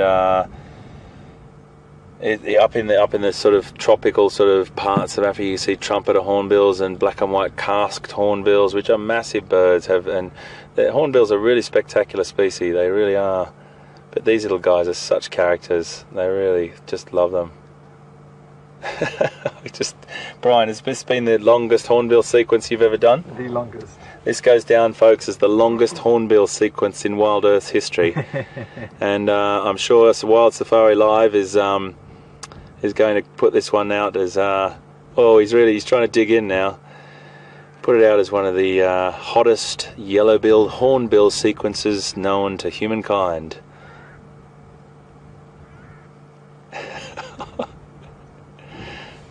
Definitely most entertaining.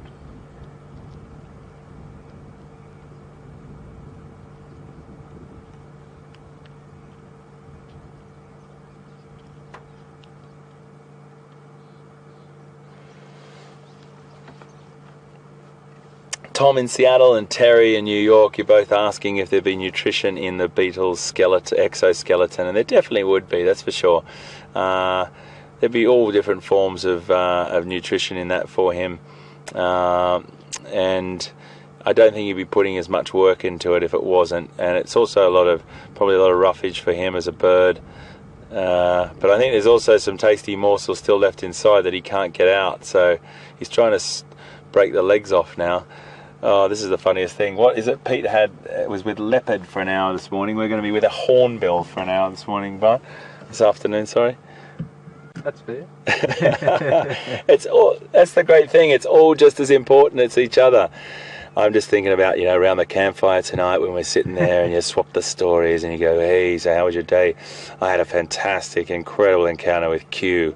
He hunted and he was going through and, he was stalking and fantastic. What was your highlight of the day? Well, he was a lot smaller than Q, but still interesting, still similar coloration. And he was a southern yellow-billed hornbill that we just want to finish this beetle. Come on, big boy, you can do it. If not, he's going to go into the hornbill juggling team for being able to juggle that around. Is he going to fly off, or is he going to give up?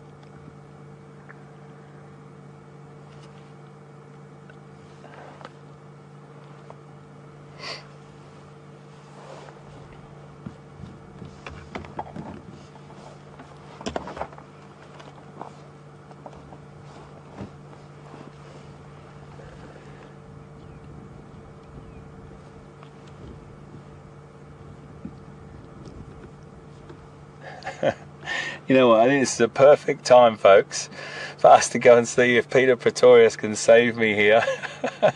And Pete can, we're going to probably cross to Pete and he's going to have a pride of lions, and HT and Bryan have got a hornbill, yay!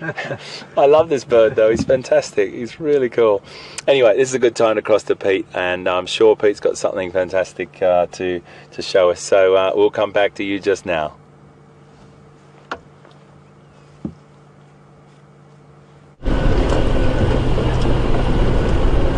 Well guys, welcome back on the jigger here with Andrew and myself, Peter. We have actually circled around to quarantine now. While you were on drive with Hayden enjoying those buffalo.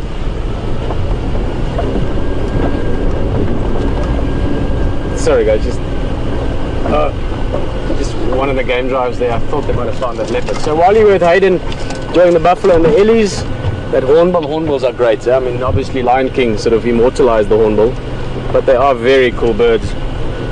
While you were doing all of that, we've been looking for that leopard and just reflecting a bit on how nice it was to firstly see him in the whole hunt and the stalk, but also just reminding ourselves again of how quickly they can disappear in the blink of an eye. I mean, not even.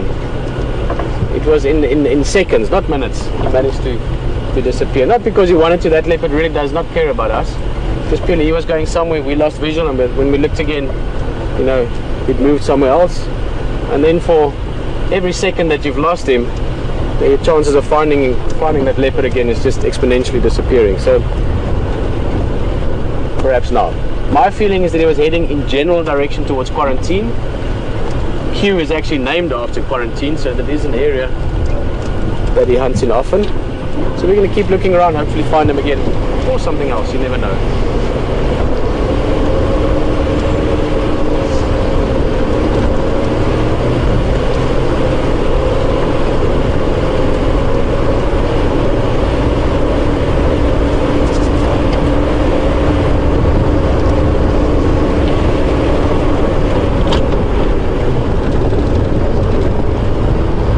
So that's basically my plan for the afternoon. Try and find this leopard again. He was in hunting mode. Quarantine is one of his favorite hunting areas, so we can need a little bit of luck, because you always need a little bit of luck to find the leopard, as we saw this afternoon again. But there's also two other vehicles, Texans looking, Aubrey's looking, there's some game drives looking around. In fact, I have to call one of them, they were radioing me just now, so if you don't mind, I'm just going to quickly give them a shout on the radio. Susie again.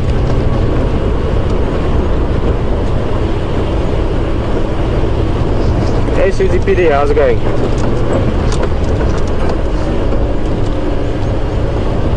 Very good, man. That leopard gave us a slip earlier, somewhere in the block between Philemon's Cutland, Rebecca's Road and Zoe's Road. But my feeling is he's going to pop out again, Quarantine, Philemon's Clip, Rebecca's Road, somewhere there again in the course of the afternoon. That's where he was heading.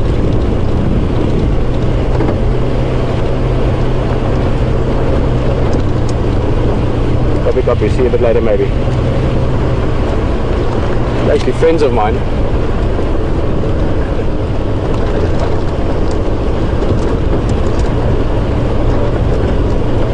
And that's one of the private vehicles. It's not a vehicle from a lodge like we saw with Aubrey or Texan. I'm actually just going to make a U-turn here and go back the same way. It's a long weekend in South Africa, so many of the landowners, people that own different pieces of Sabi Sands are here. So some of the vehicles will have a guide on, sort of like what we are doing, and others will just be sort of a group of friends driving around together, which is actually closer to what we're doing. I've realized more and more that this is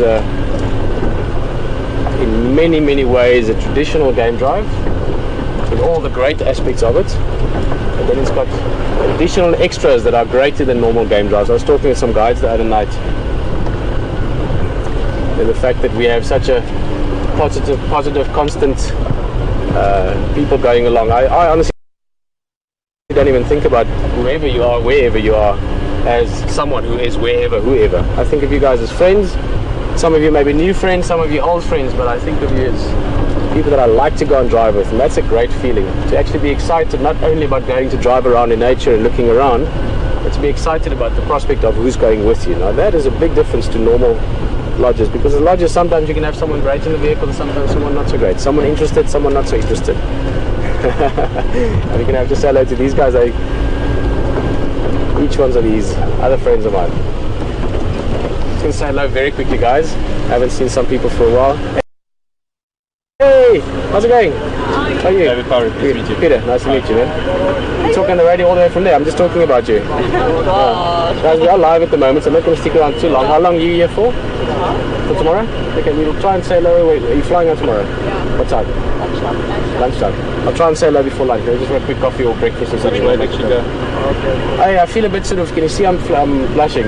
We were with her and then she was gone. Like literally, like I thought Aubrey had her, Aubrey thought I had her, and she was gone. So no, she was. We lost the Philemon's Cutland coming into this block towards Hyena Den.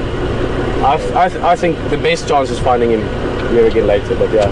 Anyway, okay. Have a good drive. Cheers, guys. Bye. Sorry, guys. I've tried to keep that short, but Susie and her sister Jane, they've been friends of mine for 12 years, something like that. I love their wildlife as well. Alright, a little bit of luck.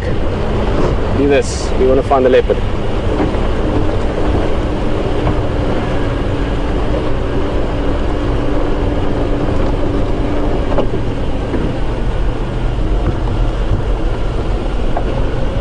Well, not all that much to update those of you on that were away for a bit.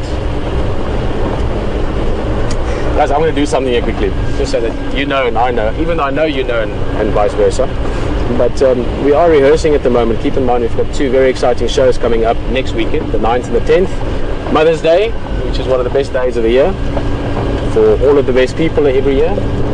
And the 10th and the 9th we're going to do two live shows to television for North America, afternoon drive, so the one that we're currently. And as always, we might as well do all of it live because we love it, and it's nice to have people on the vehicle with us going for the drive and sharing the experience. But we are rehearsing as well, so every now and again when I say welcome back, for those of you that might have missed the last bit, that would be the people that were on ad break if they were watching it on TV. So just to get them back into the loop again, especially when they've missed something perhaps. Also, you guys remember that, especially for those of you that are coming on drive often, and this is the same as a normal game drive, people don't just talk to the guide, they talk to each other as well. They ask the guide questions, they say, hey, what do you think about this? But, you know, I think this, what do you think could happen there? You know, what is that leopard doing? But they also talk to each other, and I know that you guys are fantastic at this, is helping new people just understand a few things. So someone may be sitting on Twitter going, you know, why are they driving off the road? But you don't know why. And then instead of me having to explain that every time, I know often you guys just go, well, they're following the leopard and the habitat in this area is the perfect kind of habitat to sustain this kind of behavior. It's not a problem. Hey, look at these little guys. Wow, this could be cool if they don't run away. They're normally quite shy unless they quite relaxed. And this group, they are quite used to vehicles.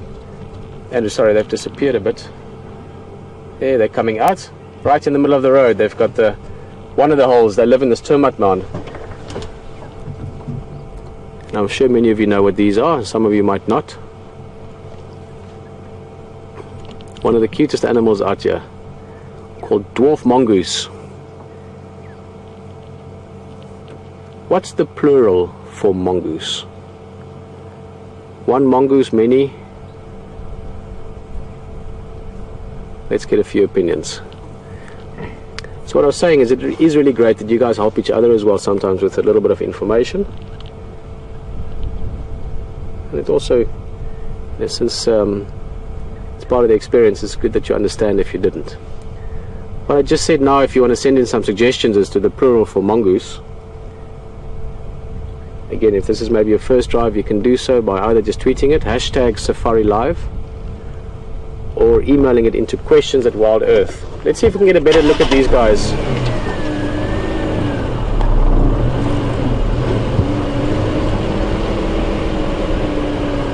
So we must decide, is the plural for mongoose more in the direction of the plural for goose or for moose? And you can take a guess, you won't lose.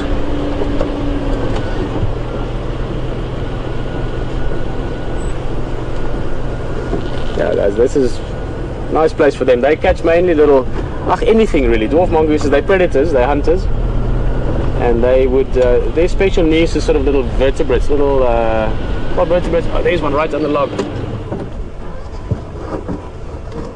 Little vertebrates and invertebrates, so things with skeletons, little lizards and a small, skinks and maybe a little mouse or something, but they will also eat scorpions and spiders and insects. But they are little carnivores, they are meat or derivatives of meat eating.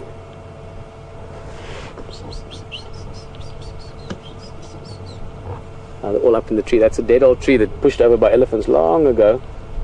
Well, it's not dead, it grew again. Perfect place for them. Lots of little cavities and holes and chambers inside that old log for them to hide in. So they like to have a place of safety nearby, and suddenly a eagle appears or a snake. Oh, look at that, guys. This is magic.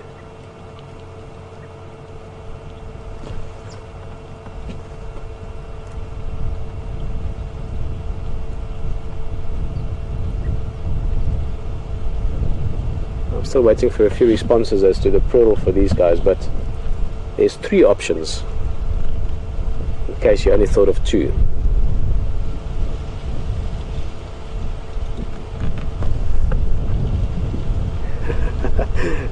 This is quite a nice view. I'm going to try and just go slightly forward. Andrew, oh come on, just want to go, just look into that space.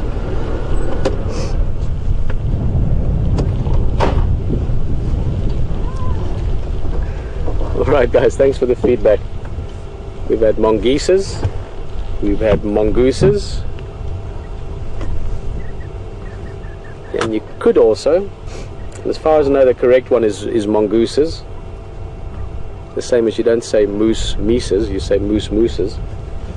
But you can also, and this is, I stand to be corrected, but to my knowledge you can actually correctly say so in English. You can say one mongoose, many mongooses, but you can also say mongai, as in the old Latin form, domini, domino, dominus, mongai could also be used. These guys are doing a bit of grooming, either themselves or what's called allo grooming, where they're grooming each other. Practically, obviously very important, helps you stay clean, but socially also very important. You will find with a lot of social mammals, even social animals, not just mammals, you also find it with birds. Grooming plays a very important part of their day, part of their routine. Practically, again, to clean, get rid of parasites, ticks and fleas and things like that, but also for social bonding.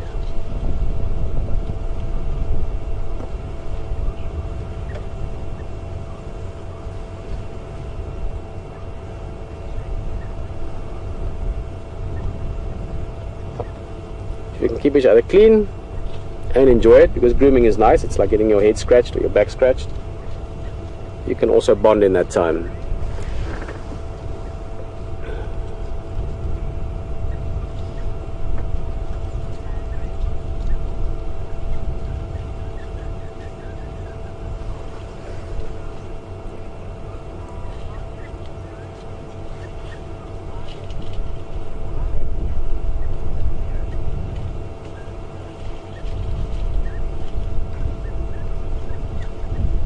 Hello Judy, just asking whether mongoose or mongooses are rodents. This is such a nice view of them. Little private window into their lives.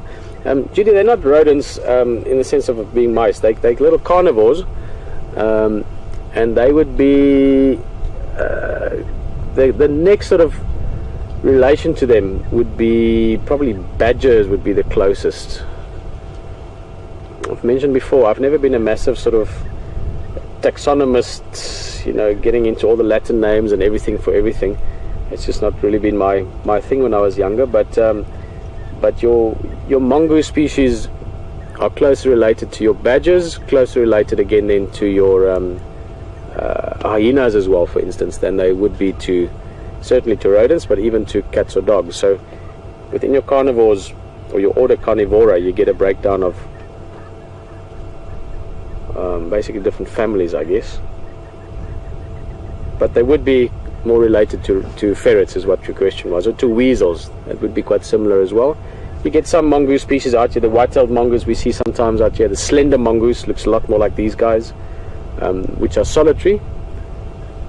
The dwarf mongoose, a little bit like meerkats or suricats, which many of you might be aware of, like Timon in Lion King. They are group animals, even though the one in Lion King obviously was more part of a sort of a more culturally diverse group with a hornbill and a lion and a warthog. But back on the ground, meerkats, dwarf mongoose, banded mongoose, those are your three social mongoose species. Slender mongoose, white-tailed mongoose, a couple of other species that you don't really get around here. They tend to be solitary.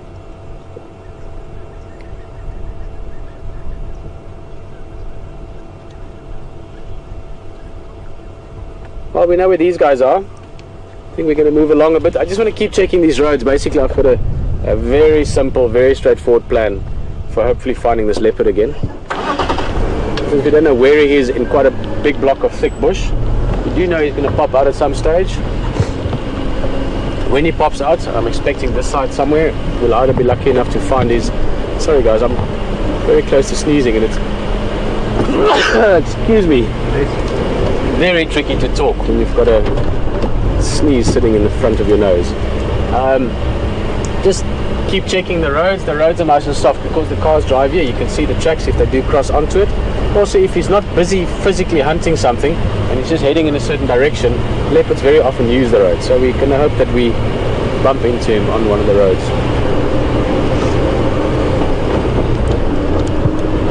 I had a cold just before I came out here, so I'm over it with a nice low-felt air, but every now and again it still sneaks up on me. So excuse me if I suddenly sneeze you awake.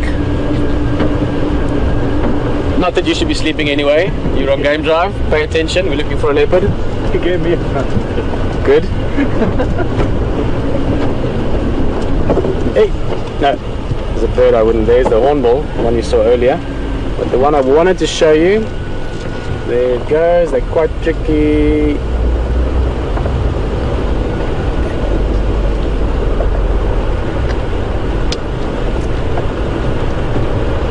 That's a long-tailed shrike that is flying away. I was hoping to see him.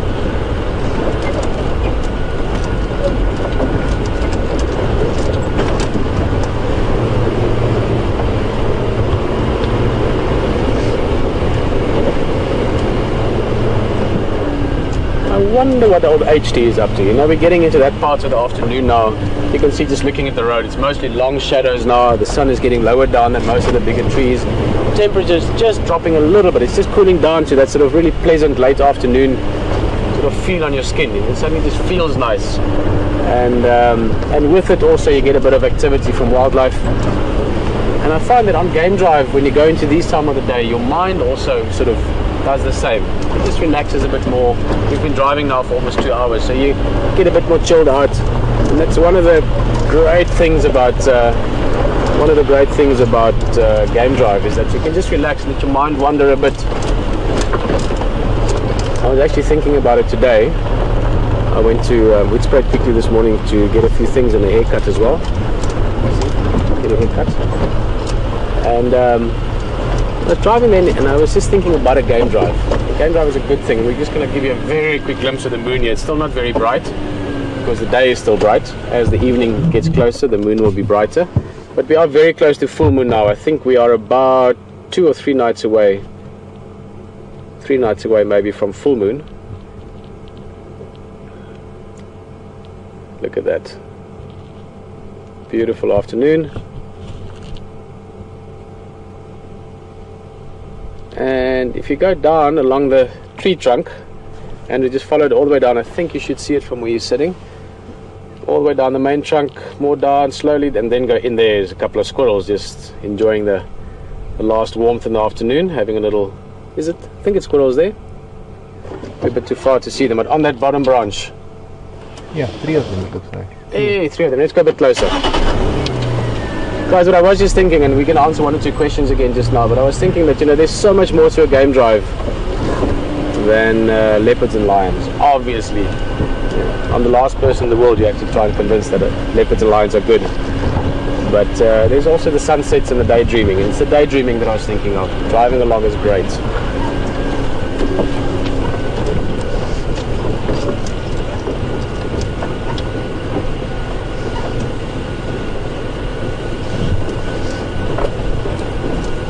No, the squirrels got shy. They've run away. Hello, Connie. Connie also loves wildlife like all of us, and she's saying she once filmed, just make sure I caught that right, that she filmed dwarf mongoose taking ticks off warthogs. Just confirm for me if I got the gist of it. Oh, you saw it. Well, that would be something quite cool to see, Connie, as I'm sure you were well aware of at the time. It's not common, it's not something I've seen before that I can think of now. I have seen it, I've seen animals in, I was going to say captivity, but captivity is the wrong word. I have seen animals that grow up together. In fact, on Djuma, there's been occasions where a sort of abandoned impala or something got raised, and an impala and a warthog and a monkey growing up together, they will actually bond and form a little social group, and they'll groom each other, and the monkey will groom the dog, and the dog will groom the impala, and that kind of thing. So it certainly is possible in the wild as well, especially with mongoose. They can have very close relationship with certain other species. So yeah, that would have been unusual, but certainly you can see how it could be possible. Here's the man we were just talking about. We'll ask him the question. Well, hello there. Good afternoon, Mr. Turner. How are you doing? I hear you had leopard. We had a little bit more than just a leopard. We had leopard stalking impala. I know, it sounds fantastic. I don't know if you heard on the radio, but it was almost exactly the same. I mean, within 20 yards of where the buffalo kill were. Right. So I thought back to that, and that whole aspect of it. Great. It sounded fantastic. We were listening to a bit of it, and we were just driving around. And what was he? Did he get close to success, or? Yeah, well, he didn't actually go for a full pounce, but he was tail tip, twitching and the whole thing. And yeah, beautiful. Then he was there, and he followed the nice views, and your boy, huh? Yeah, fantastic, mate. Well, so that brilliant. was good. Yeah, nice one. Well, we can top that completely, mate. I've got a quick question for you. No, not before you hear what our kill was. We got a kill. You got a kill? Yeah. Let me guess. It was a hornbill killing a. Was it? Yeah. Pretty rare, mate. Yeah. What did he get? Click beetle. A click beetle. Oh yeah. It was pretty impressive. Yeah. I know. It's not very often you hear it, but oh yeah. Hey, old Buggerlugs and I, mate. We were like this. We were like razor sharp right on that little guy. We're like, we got a kill. So anyway, yeah, I just sort of let you know that I didn't want to rain on your your holiday, mate. Yeah, it's completely documented, mate. National Geographic magazine. Pictures. I mean, you can't just believe the guy. He almost had a kill, and of course he's got to go and get a kill. It was brilliant, I have to say. No, I can imagine. The hornbills are awesome, huh? He was just on the road in front of us, and he was struggling with this click beetle. He eventually got the innards out of it and so on, but he struggled. We watched. Sorry, yeah. We watched, and we just couldn't watch anymore. He took off in the end with it in his beak, but It was very, very good fun. It's going to go boring to death somewhere. Yeah. Have you ever given a click beetle to someone? Like, yeah, absolutely. Kids and yeah, so on. Absolutely, for sure.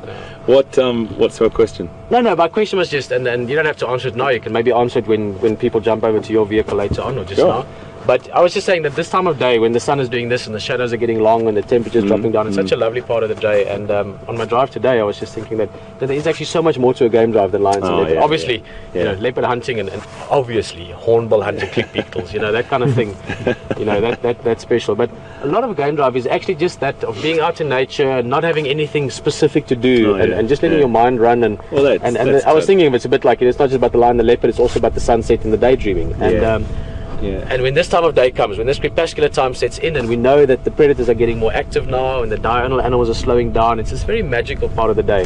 And I know that it's reflected in our minds as well. And I was saying just around the corner there, saying, I wonder what you guys are up to now, because you're looking for something, and I know that one's mind, as it cools down a bit, sort of relaxes a bit and you start thinking. So I was just wondering what you guys were, you know, chatting to each other about, or what you were thinking about. And as I said, you didn't have to tell me now, because obviously we're thinking about, you know, telling me about the click beetle, hornbill thing, because telling you we were going to show off around the fire. Other than that, I was wondering what you're thinking about. So yeah, well, we sort of touched on that as well, mate. We sort of said, you know, how it's not just all about the big cats, and it's not about all the big predators and everything. The small stuff like this is. We just got a vehicle going past at the moment, folks, so that might be the noise that you can hear behind us. No, we saw them just now. It's Susie and Jane. Hi, guys. And it is much more than that. You're exactly right. You've got to stop at the small stuff. That was a really fantastic little sequence. I think it's probably going to be Safari Live's longest hornbill sequence that's known to the history of WildEarth. Might get the most clicks as well. Very good. On that note, we're going to let you carry on. That's a bit of gold comedy there coming out from Mr. Pretorius. Oh yeah. We'll see you guys just now, and hopefully you're going to find your cat somewhere. We're going to keep looking. Where are you going now? What's your plan? Same as every day, Pinky. Find the leopard.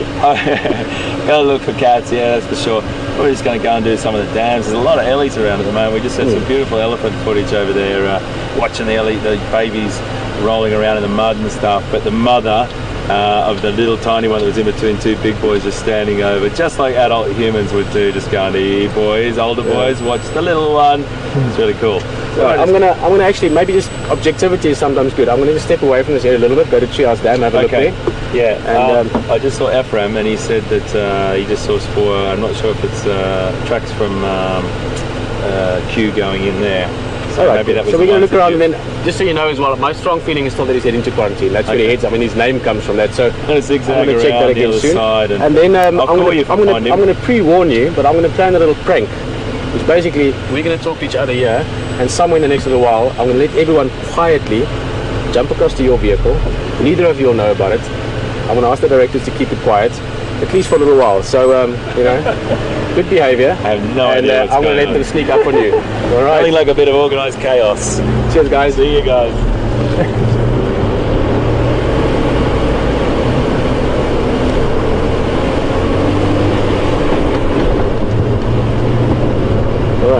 Guys, I think that's actually not a bad idea. As Hayden was saying there, the wartholes are busy at the moment, lots of ellies. This leopard is somewhere, you know, maybe let's sort of forget about him for a little while, and then maybe it's easier to find him. Sometimes you have to sort of, you know, try and psychoanalyze yourself through it. No, but jokes aside, I do think we can still find this leopard, but not by looking for him. We know where he's going roughly. We have a chance of finding him. We're going to need a little bit of luck. So let's go have a look at the warthole. Maybe find something nice there. And then what I think we should do, and old Hayden showed, he knows that I play around a little bit sometimes, and as I said, and I can honestly say this, he's become one of my best friends. You know, when Graham let us know this is going on again, and I was just looking forward to seeing HT again and spending time in the bush together. So he doesn't mind a little bit of pranking. So I think what we could do, and this is making everyone nervous, is we could sneak over to his vehicle and ask Nicky and Tara in Final Control not to tell you straight away, and you can just drive along a little bit and just see what it's like when Hayden doesn't even know that you're there. And I tell you what, it's going to be the same as when he knows that you're there, except you might not be talking as much. You might be looking around looking for things, and then after a few seconds, once you've sat there for a bit, you know, they can go, bah, you know, we're here, and you can have a chat with him. Just an idea.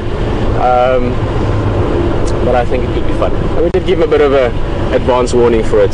So as soon as everyone is not thinking we're going to give him a fright,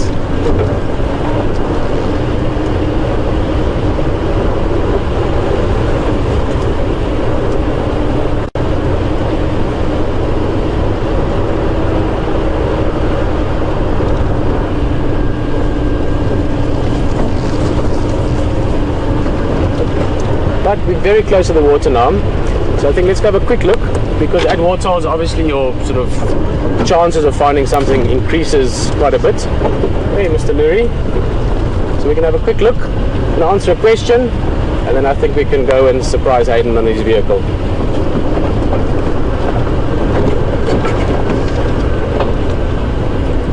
Christine, great question. They're asking about how many mongooses are in a pack.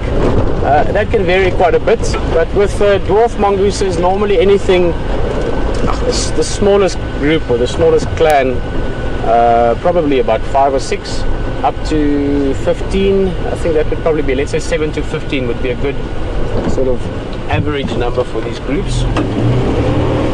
I have seen them in bigger groups. If they've had a very good year, if it's been raining a lot, if there's lots of food, you can sometimes get more of them.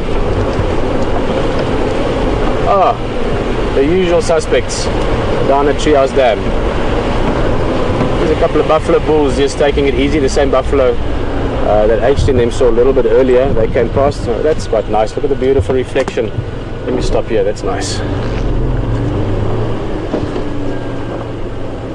Visually I find that quite pleasing. Buffalo just enjoying the last little bit of cool water for the afternoon. Most of these guys will do a bit of grazing now again closer to sunset and just after sunset.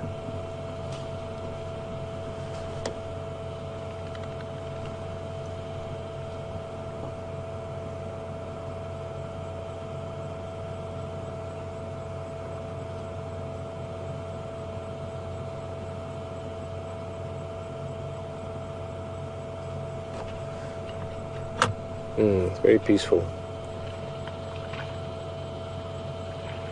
You can see his eyes are not even open.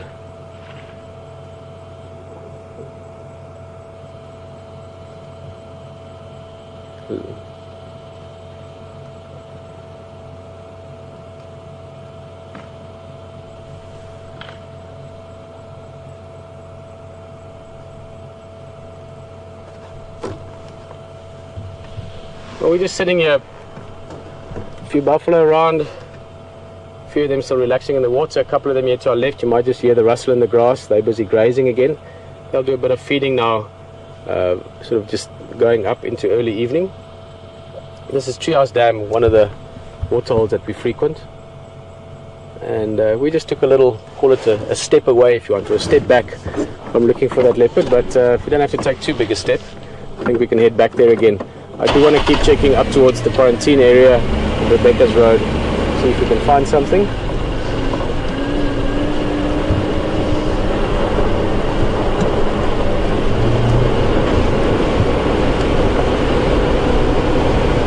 But perhaps you guys can go across to Hayden, and if you could ask him a question for me.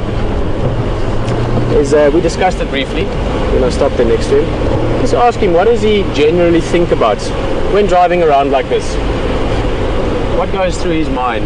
What's he thinking about? What's he feeling? You know, taking in information, reading the sort of bush newspaper as we call it. So the sounds you're getting, the tracks you're seeing, the knowledge you have from yesterday, what happened, the territorial knowledge of the animals, all of those things. But just ask him the question. Ask him, HT, you're just driving along and you're not really saying much, you're just looking around. What's going through your mind? So we're going to go there very shortly, but I see one beautiful view. We're going to look at this, and then we're going to quietly go across to Hayden and surprise him. It's all part of the plan. But that's just nice.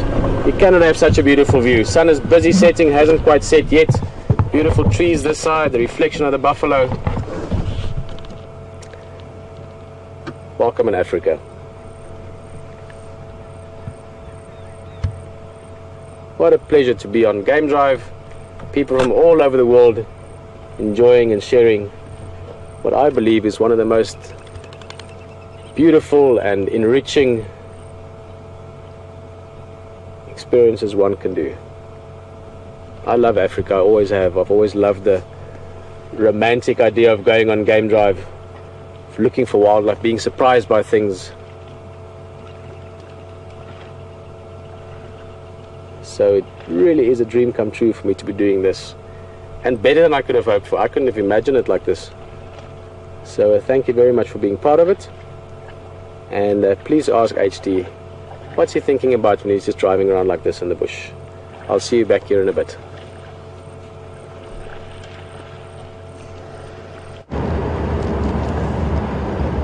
So we've just come up onto quarantine, this area where Pete was, and I just wanted to have a look for him in a way, because sometimes another set of eyes, you just have the luck of the draw. It's not really about anyone can do it differently. It's just sometimes you drive around and the next person that drives in there sees the leopard, and of course if I find the leopard I'd call him in straight away. But I think we might just do a little loop around here and see, because Pete definitely thinks he's still in this area. He's a beautiful boy, and I'm really happy that Pete's had that time with him today, because it's Pete hasn't seen him this time. And if anyone that's just joined us, I'm talking about a leopard that Peter was with earlier this afternoon on Wild Safari Live, and it is the son of Karula. Karula, who is one of the most famous leopards here on Djuma and Narathusa, within this area, and it's out of her fourth litter, and the brother of Kanuma, but he also just happens to be my favourite leopard. But he's a cool character. It's really interesting. You talk to the guys. Scotty's got favourite leopard, and you know, it's just these leopards that you've spent time with, and that's what it's about. And learning about these characters is really important.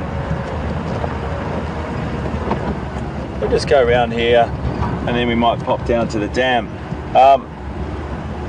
Really kind of fun watching that hornbill.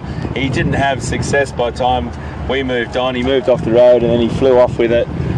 So he's probably going to take it and finish it off. But fantastic little sequence there, and to see him doing that.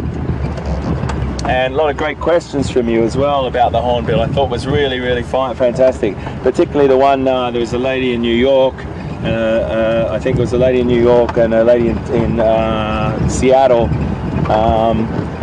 I think the name was Tony, but it might be a man or a woman, I'm not sure. But whoever, your fantastic question, I really enjoyed it. It was like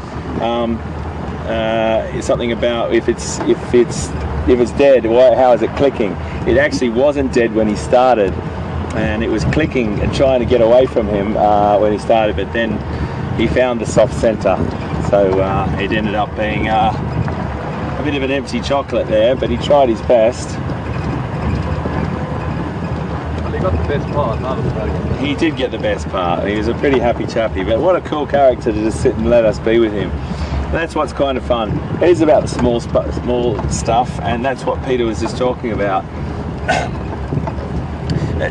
It's about the colour and the tone and everything. And I'm just going to give you a quick sensory update. Temperatures dropped well below what it was. It was in the early 30s degrees, about, I think that was, I wrote it down earlier, 87 Fahrenheit. And I really do feel a dramatic difference, and this is a beautiful temperature for cats. So we've got, you know, a good 45 minutes left. Anything could happen in that time. You don't know what's around the next corner. You really don't. I mean, Pete wasn't expecting to see Q, that's for sure. And I wasn't expecting to see a hornbill. A hornbill kill at that.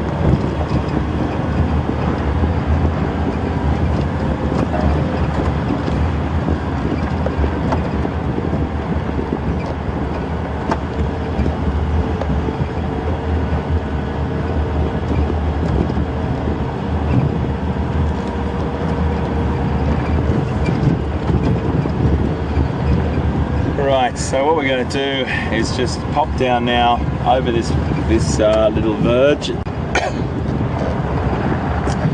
and drop down to the dam, and then I'm going to do a sweep right around the dam and come up back around the top of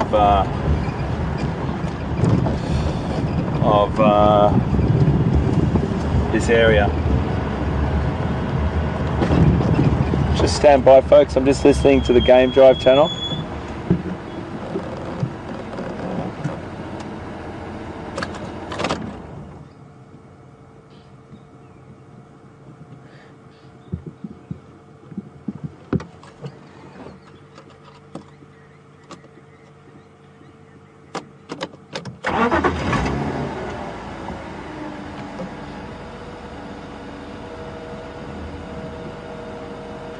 So I was just listening to the Game Drive channel, folks, to see if I can hear a couple of the guides that I just bumped into talking, and I'm just wondering whether they've found the leopard,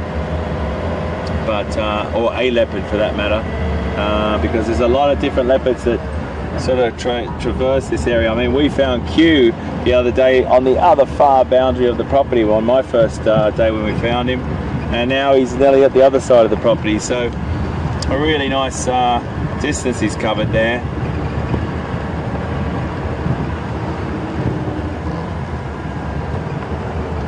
And we'll just see what happens. What a beautiful evening, absolutely perfect. So back to my sensory sort of update for you, and that is, it does feel like it's dropped down into about the early 20s or the mid 20s degrees Celsius, which is probably about 70 in the 70s Fahrenheit. It's beautiful, beautiful color, absolutely beautiful color, about 77 Fahrenheit at the moment. Gorgeous band of color in there. Have a look at that. I just wanted to stop you because I think Brian will be able to get that. It's just something about the sky. I've pulled up at a funny angle there for Brian, I do apologize. There's something about that color, that band of gorgeous sort of mauve there just underneath the blue sky. Right on the horizon we can see. Really pretty. And as Pete was mentioning, you know, it's something that you do have to take into account. It's not just about it's the whole thing. It's the whole immersing yourself in the environment. In this habitat, you can lose yourself. And that's what we hope to do with Wild Safari Live for you. We hope that you lose yourself in this environment, in this habitat with us, and you just, you know, you immerse yourself in it so much that you feel like you're being there. That's what I really hope that happens for you.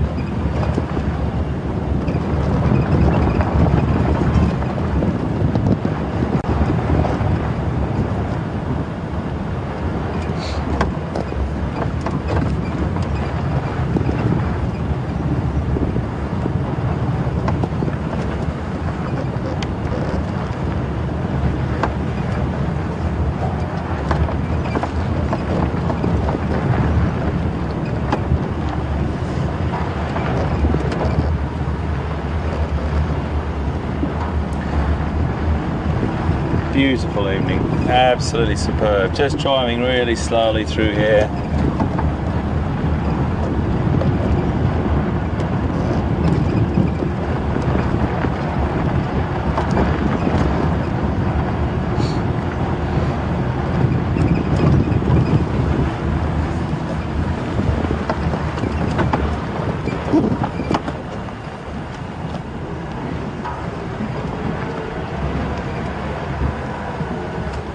Folks, what Pete was sort of touching on about asking me that question, I've sort of discussed a little bit, but it really is about the whole existence of being here in the bush, and you know, talking to other guides, being in the presence of other fantastic, very, very knowledgeable people, and you take all that in. But when you go off in the vehicle by yourself, Brian and I, we just sort of go off into space. It feels like you really are just going off into this wilderness.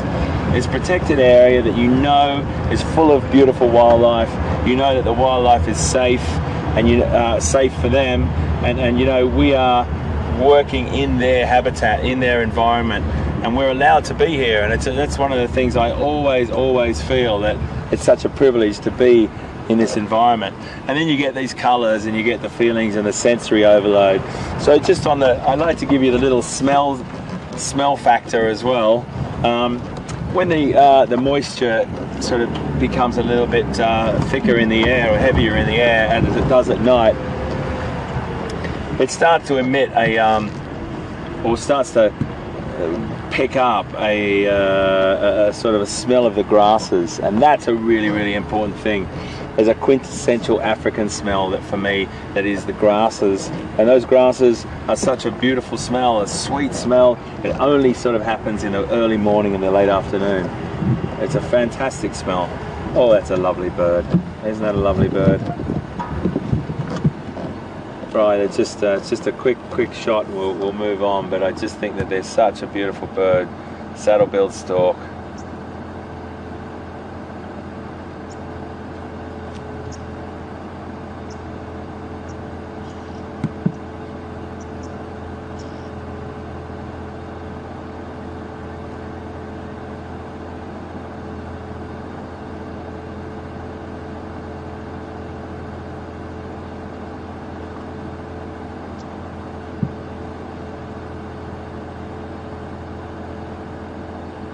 So we can't get in quite close enough to see, but the male has brown eyes and the female has yellow eyes. It's very, very difficult to tell from this location we're in, and they wouldn't allow us to get much closer than that.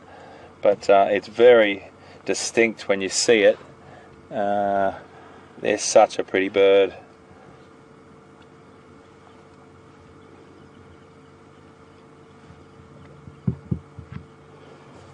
I think we did talk about its height before the other day as well. They come up to about 150 or 140 centimeters, I think, which is about 4 and a bit feet, nearly 5 feet tall. And they're quite a heavy stork. They're getting into about sort of 5 to 7 kilograms. So what we're going to do now, folks, is just because I think there's possibility there's other animals around up in this other area on the left-hand side, I'm going to drive up through there and cross back over to Pete to see where he's at, because he was still looking for the leopard. And if I'll come back to you, I just want to have a little poke around in this area just up here for Pete for this leopard as well, and just cover 2 areas. I think he's probably back there, and if he hasn't found leopard, I'm definitely sure, if I know Mr. Pretorius well enough, he'll have something else for you.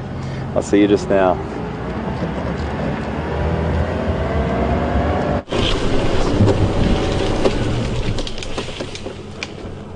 Well, let's welcome back this side.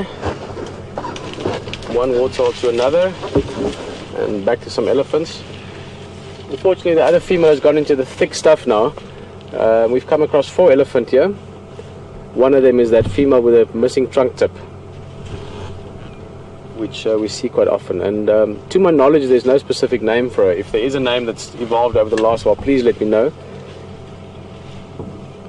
Excuse me, but I do think we actually have to find a name for her. I mean, we see her quite often. Really nice elephant. And can give us a few ideas. Stumpy would be the obvious one, but I don't like the name Stumpy. So if you have a few ideas, the missing trunk tip female, it would be nice to hear them.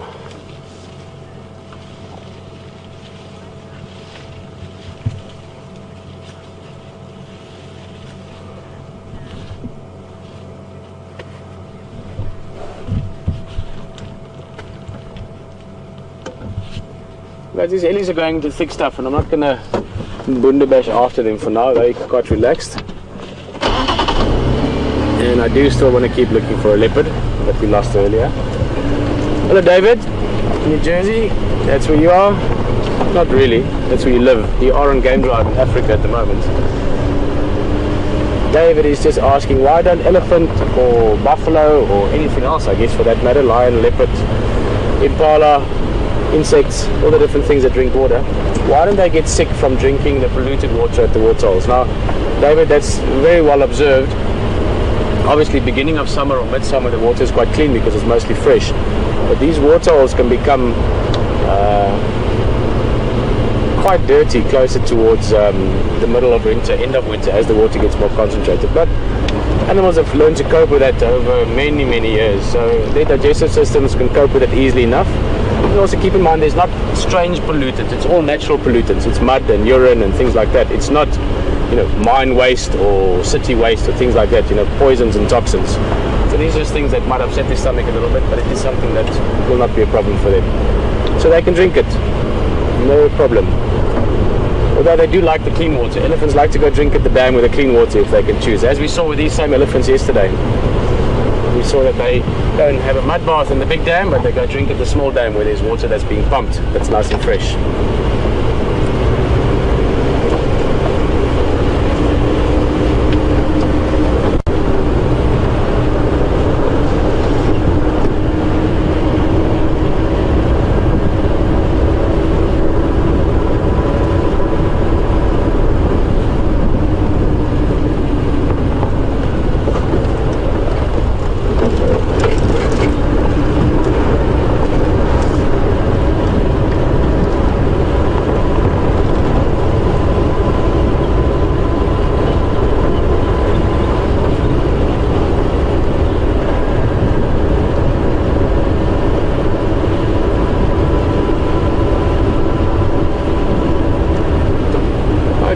Great question concerning elephants coming out of Boston. Hello, Angela.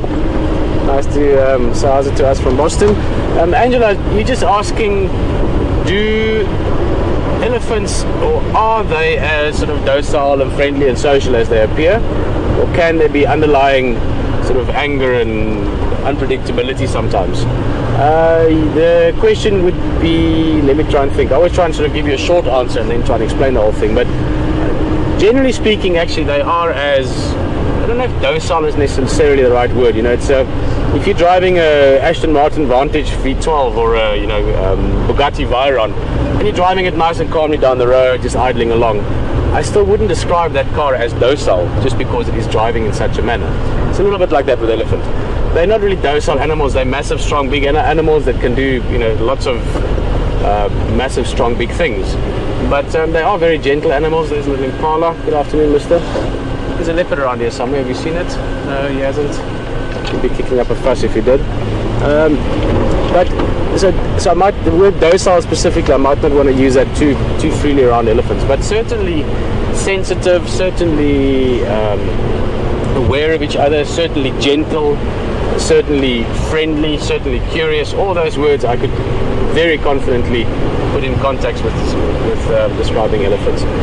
The underlying anger thing, firstly, anger is a bit of a strange thing again to link to. The word anger for me is something that reflects more an emotional response. I would even link anger to ego to a certain way. Whereas with animals, I don't think anger is necessarily the word. Maybe aggression would be one. Protecting their young, chasing away a threat, asserting dominance within the herd. Those kind of behaviors, certainly when they do come to the foreground with elephants, can be very spectacular, very powerful, and certainly very aggressive under certain conditions. But it's not something that just generally happens. Elephants don't walk around thinking, where's the next thing that I can go and give a punch or that I can chase. They are innately intelligent, sensitive animals within the herd as well.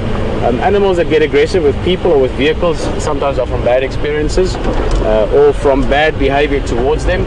There's a variety of things that can influence that, but as a whole, I would describe elephants as intuitive, intelligent, sensitive, aware, curious. Those would be the first words I use to describe them. But then, you know, push them in the wrong direction, as a famous man once said, beware the fury of a patient man. Same with elephants, you know, push their buttons long enough and they can turn into a whole different animal in an instant. But they don't necessarily walk around with the underlying feeling of anger. I think it's more just the possibility for violence, or the possibility for aggression does exist, or the capacity for violence does exist, but under the right set of circumstances.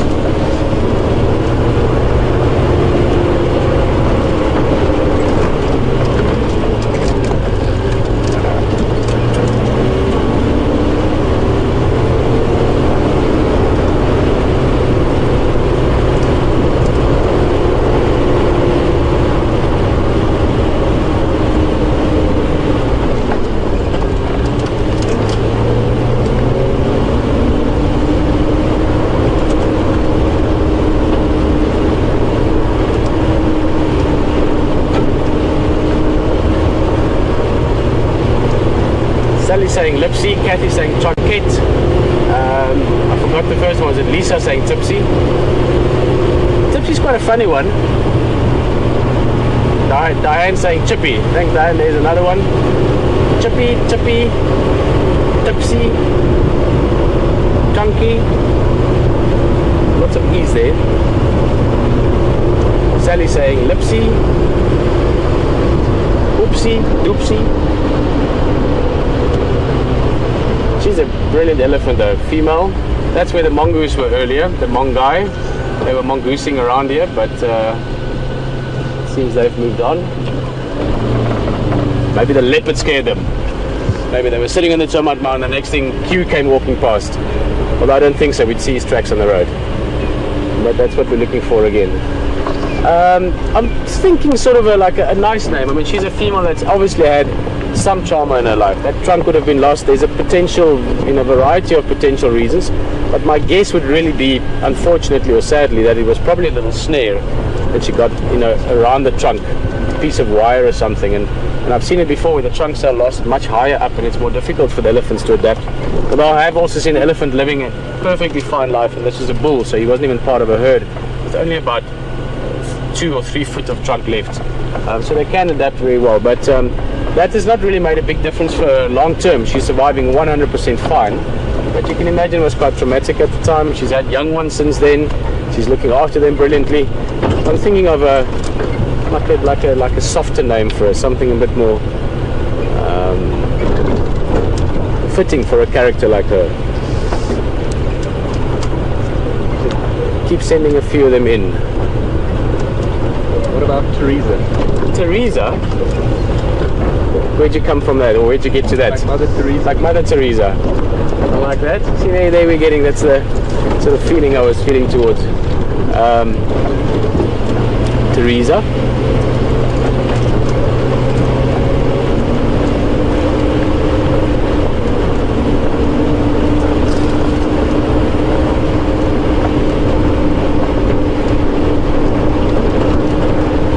That's a very interesting question, Brian. All the way out of Toronto. Brian, how's it going? See, I love questions where people are thinking. You know, this is what it's all about. Is to have a conversation is one thing, and to give you information about animals, you know, that's cool as well. We all want to learn more. But a conversation is really what it's all about. And conversations only happen when we all think, and we all ask questions, and we all give answers, and we all have a conversation, which is one of the great things about being human. We can have conversations, the same as elephants can and dolphins can. Mongoose can, meerkats can, lots of things actually can, we just don't understand it. But Brian is asking, could it be from a crocodile? Brian, you know what, I think it could be. Let's think about that some more actually. As I heard the question, I just thought, brilliant question. Brian was sitting there thinking, what else could it be? And I love the fact that you came up with something which was not by some sort of bad behavior from a human, but something purely natural. The only thing that I think might point against that is crocodiles don't have sharp teeth, so it's not that crocodile can go and snip off something like that. They've got strong knobbly teeth for grabbing onto things. So if a crocodile catches, let's say, an impala, it will grab the impala and then normally pull it into the water, and it will either drown it or it will spin around to try and break it into pieces, or even 2 or 3 crocodiles to try and rip it up. It's very difficult for them to just chew off food. They can't just bite things off. But it certainly is possible. If you latch onto that trunk hard enough and made enough damage there, that trunk could have had injuries there that would have or could have had infection and could have caused that. But the front of the trunk, I had a good look at it yesterday. It does look sort of like it's been severed off. It does look quite clean. So, but brilliant thinking. Liking it, Brian. Look forward to your next question.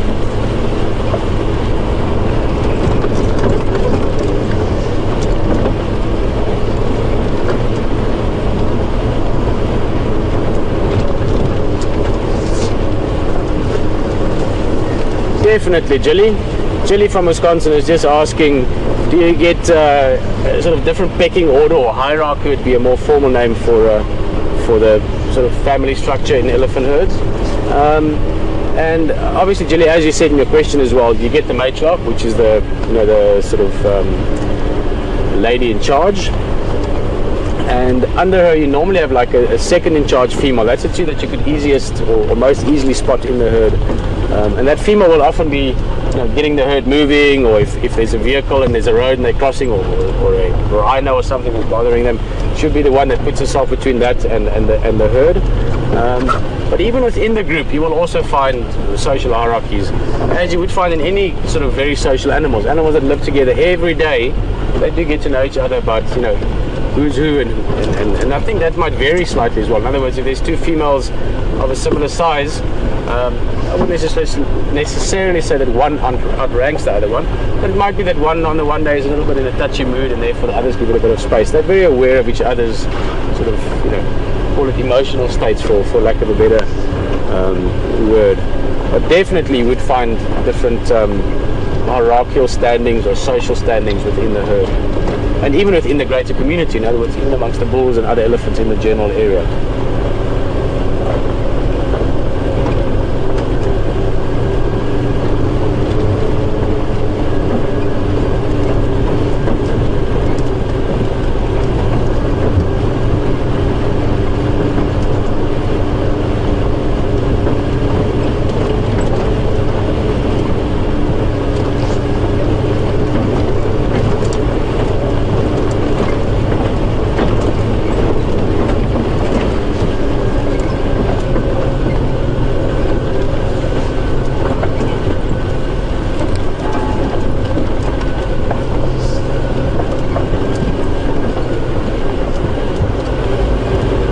Let's see, we've got where are we now? We've got about 20 odd minutes left for the afternoon. We're going to go to Hayden in the next minute or two. He's sort of doing what we're doing at the moment, just looking around, seeing what might be around, what might be out and about, what we could look at. And I think he's also just relaxing.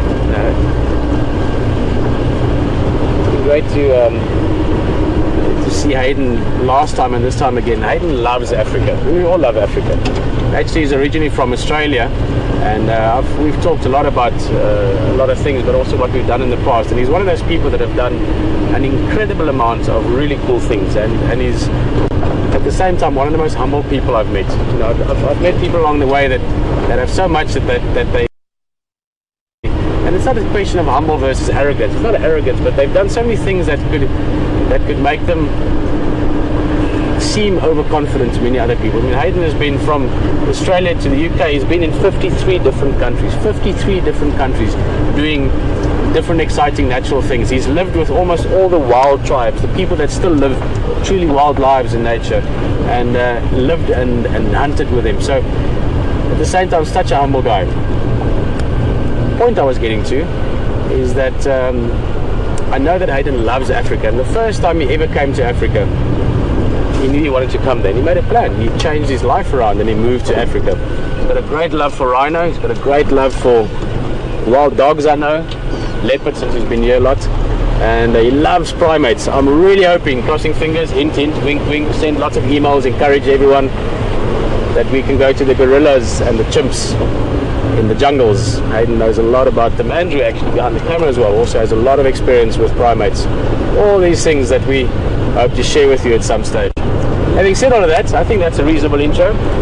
So how's it to Hayden? You're going to drive with him for a little bit, and perhaps ask him something about primates or about rhinos. Ask Hayden. Here's a question you could ask him. And many of you send a lot of questions, then we know he's going to get it. Ask him, what animal was the reason for him ending up in Africa?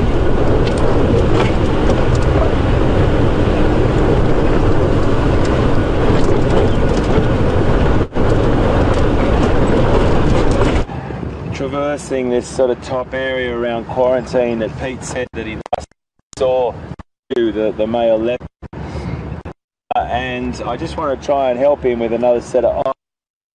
I know that he's looking that side. I just want to come and look this side. The more sets of eyes, the more chance we have, and if we can find him, it'll be a great way for Pete to finish. But haven't had any luck so far. We didn't find any other tracks across the road, so he's definitely back in that area, and all we can do is hope that we come across him shortly. If we don't, we've had a fantastic day with him, that's for sure. But just to give you a little bit of an update, I just was doing that for Pete, and we'll still keep looking around this area. Really beautiful evening tonight.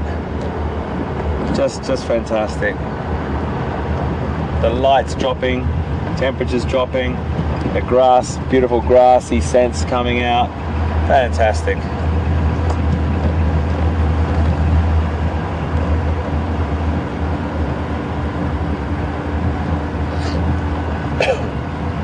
Excuse me. I say it every night, folks, when we're at this time, this sort of dusk time. You have to really adjust your eyes. There's no contrast, there's no shadows, and your eyes have to adjust to this light. You have to take it slowly. There's a herd of impala just here on the right. Nice herd of impala, actually. So I'm just going to let Brian get a little shot of that and stay still for you. You can just see them through the trees there. A lot of females there. There'll be a male somewhere there covering that herd and protecting it fiercely from other rival males coming around. Sorry about that, I just drove over off a big bump there, Brian, for you. Apologies there, mate. But you know what? We never know that if Q could be watching them. I'm just waiting for the right opportunity. That's what it's about. There's so much of the bush that you probably just never see, and I think that's one of the beautiful mysteries about it, that just on the other side of that other block or that other road or that other drainage line, it's another little act of the bush coming out and having its moment.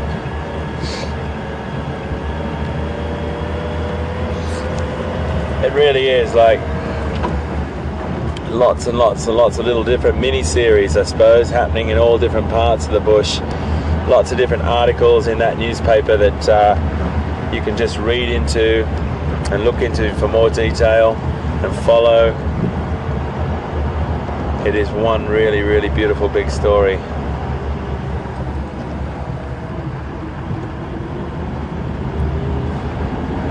So I'm just going to trundle up here a little bit further and see if there's anything around this next corner.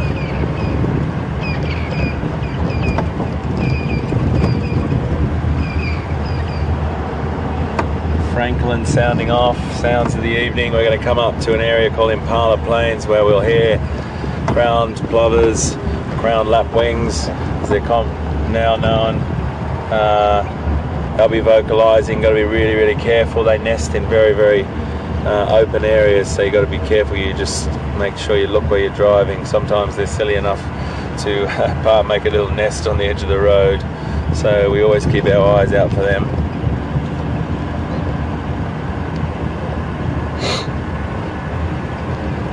This is when it's really tricky, so we're just going to put a little bit of wash lights on. Excuse me, please. Croaky voice at the moment. Lovely little antelope here. He's going to no. One day, folks, I'll get. Oh, hang on, he might have stopped. Brian, just get your camera ready, mate. Just around through this corner. Nah, he's gone. It was a little grey duiker, and they are incredibly elusive. As I said, I think the other day, duiker is Afrikaans for, look at that first. Ooh, that's a beautiful sight. Just a quick, I know it's another sunset, but just 10 seconds of sunset. Can't drive past that. Little duiker is a little antelope that dives through the bush, and it's Afrikaans. In Afrikaans it means diver. But you know what, it's another sunset, but it's another beauty. Alright. Yeah, so that little antelope, occasionally, they will stop and hold their stance for about 10 seconds, Brian, and then they're just gone, aren't they? Yeah. As soon as they realise you're looking, they go. Yeah, as soon as they see the camera.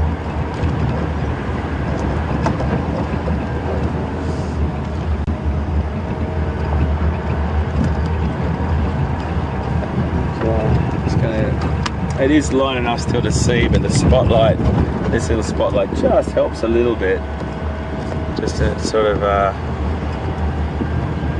give a little bit more definition to those darker areas under trees, or that my eyesight, or human eyesight for that matter,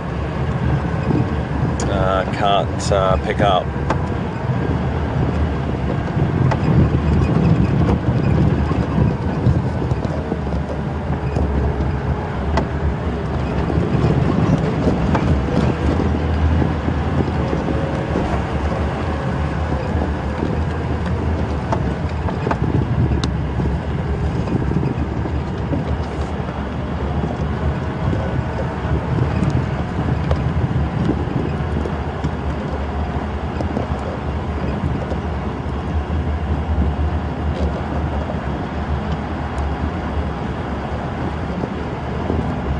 Keeping on looking, folks.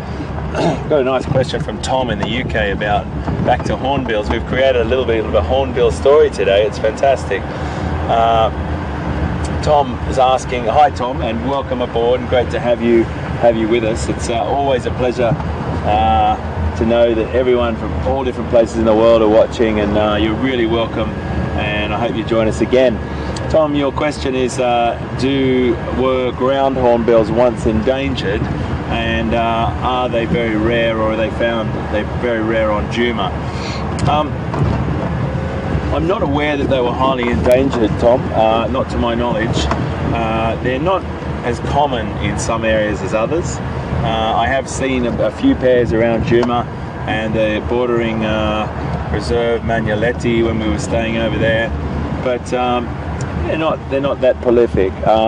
When I used to live in Zimbabwe, I did used to see a load of them, and I really did see them like very, very often. So it's just a matter of the location, the habitat, and whether that habitat is supporting enough food for those animals, and it really just depends on that. But a really good question, Tom, and thanks very much, and I hope the weather in the UK is picking up, mate, and summer's coming. Thanks again. Oh, sorry about that. Big bump.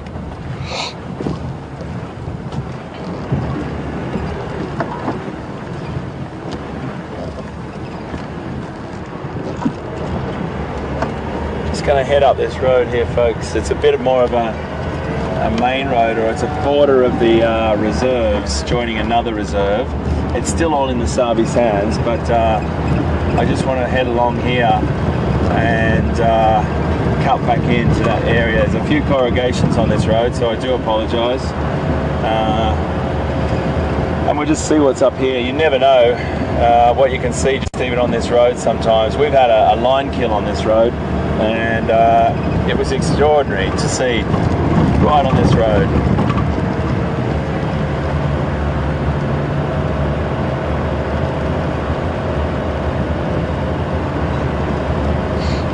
So we're just going to poke our head back in here in a second.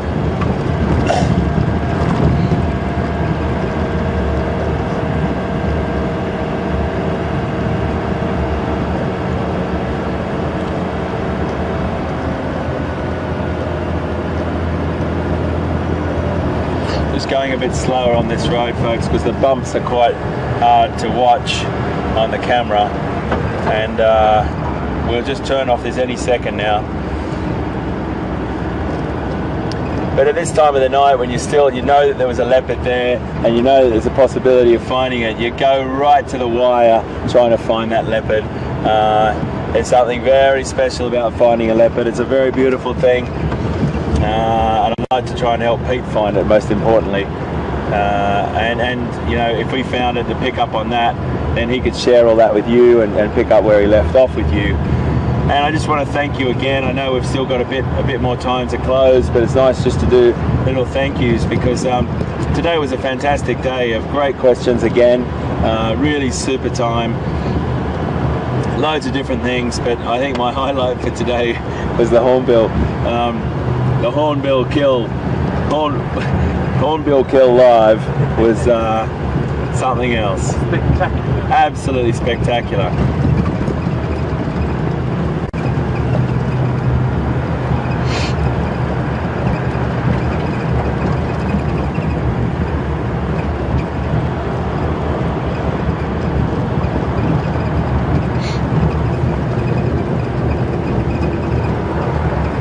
So I think, folks, while I just go down this road, excuse me, I'd rather turn off this road and get onto the easier road, so it's not so many corrugations.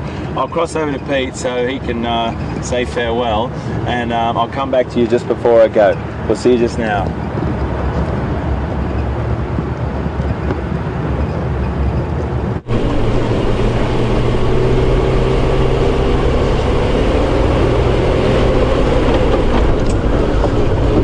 Well guys, welcome back on the jigger, probably for the last time this afternoon. It's truly beautiful. Just look at that sky in front of us. We had a fantastic afternoon. Leopard to start with, leopard hunting, which is brilliant when you experience that. Now we've got this red sky of the evening.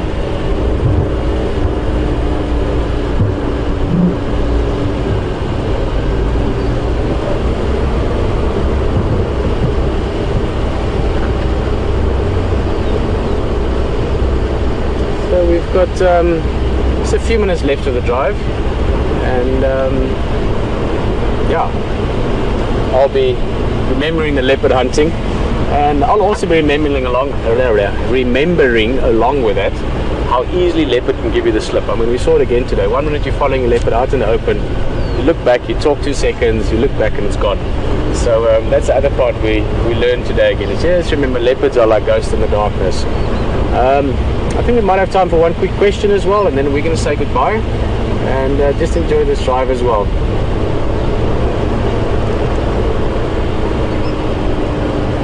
Just look at this view. I know it's almost dark now, but we've got this beautiful band of red sky there.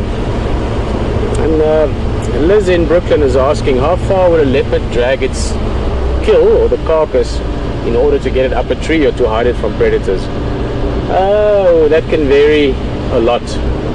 Depends on how far a tree is away. I mean, if there's a tree nice and close by, then they take it over there, you know, a couple of meters away, a couple of yards away. But I've also seen them drag it hundreds of yards to get it safe, to get it away from hyenas. So, you know, 200, 300, 400, 500 yards, 600 yards. But nothing near as far as, for instance, hyenas would drag a carcass. I've followed drag marks from hyenas where they've dragged the carcass for kilometers, 3, 4, 5 kilometers to take it back to a den site. But the leopards will take it a reasonable distance, especially if it's a good carcass. Like if that leopard had killed, let's say, an impala today, an impala has food for 2 or 3 days, so he would try and hide it to ensure that he can get sort of the most out of it. But it does depend a lot on, even on the leopard. Some leopards don't take their kills up a tree all the time. Other leopards do it almost every time, so it does vary quite a bit. But I think that brings us to the end of our afternoon drive, our sunset safari. Speaking of sunset safari, just look at that lovely skyline.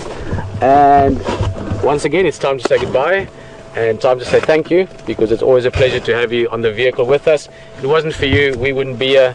If it wasn't for us, you wouldn't be here. So this really is a good friendship, and I look forward to doing many more adventures with you guys going along. From myself, Peter Pretorius, Andrew, nice being on camera with you. It's my first drive with Andrew on camera, and all the guys back in the directing room, and everyone sitting wherever you might be at the moment to join us for the drive. Thank you very much. We'll see you tomorrow morning bright and early, and we'll go look around some more.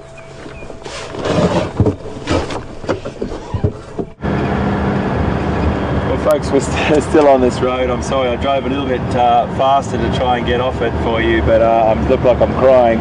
It's not because I'm leaving you tonight, it's just because I was driving quite fast without sunglasses on. I'm just going to get down this hill, I think, and hopefully turn off. But it's just been a beautiful night. Look at that moon up there, just a little peek at that. Oh yeah, really beautiful.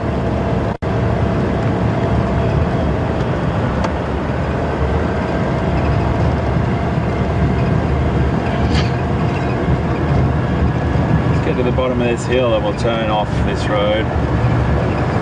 But wow, what a beautiful afternoon, and to be with that leopard for an hour for Pete, I'm just really happy for that, and for you to see Q again. It's been really nice. He's been really our friend, but I can't believe the amount of area that he's covered just in like a day, up and back. Really fantastic.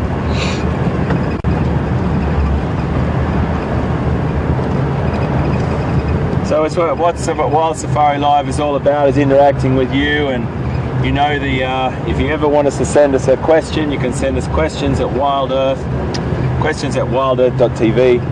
sorry, and you can tweet us at #SafariLive.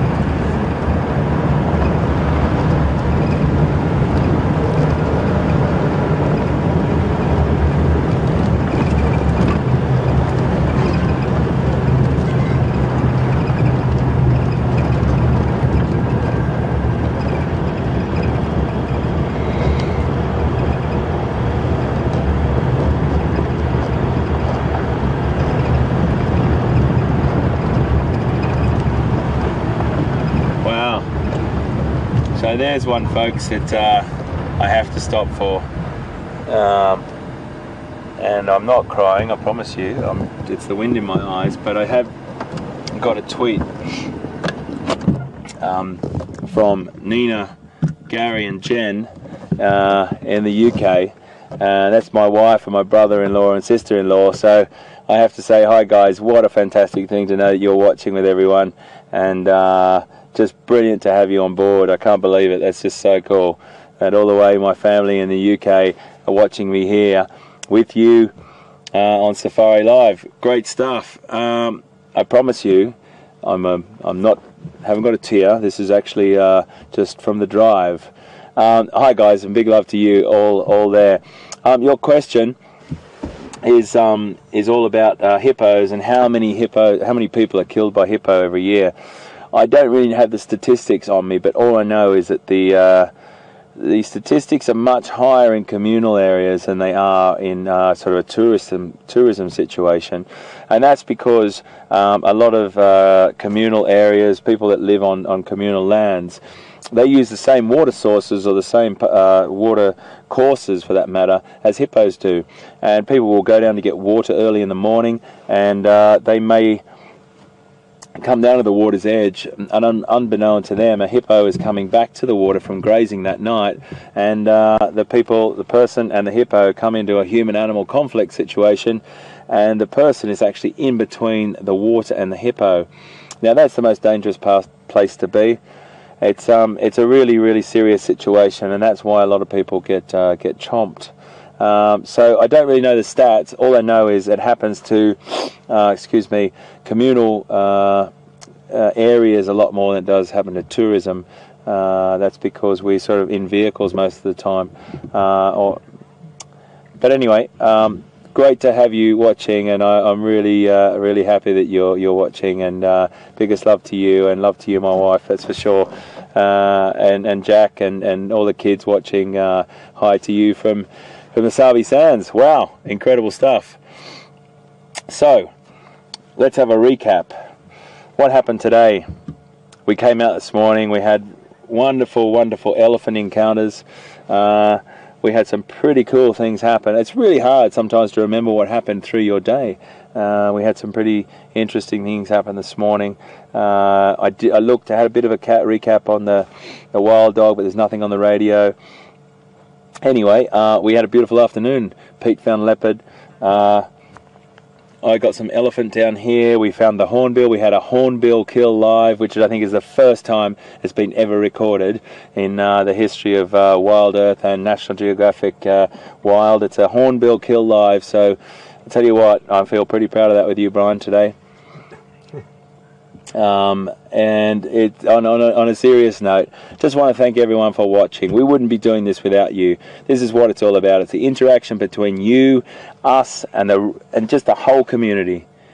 It's absolutely fantastic. We'll see you tomorrow morning on Wild Safari Live. Cheers.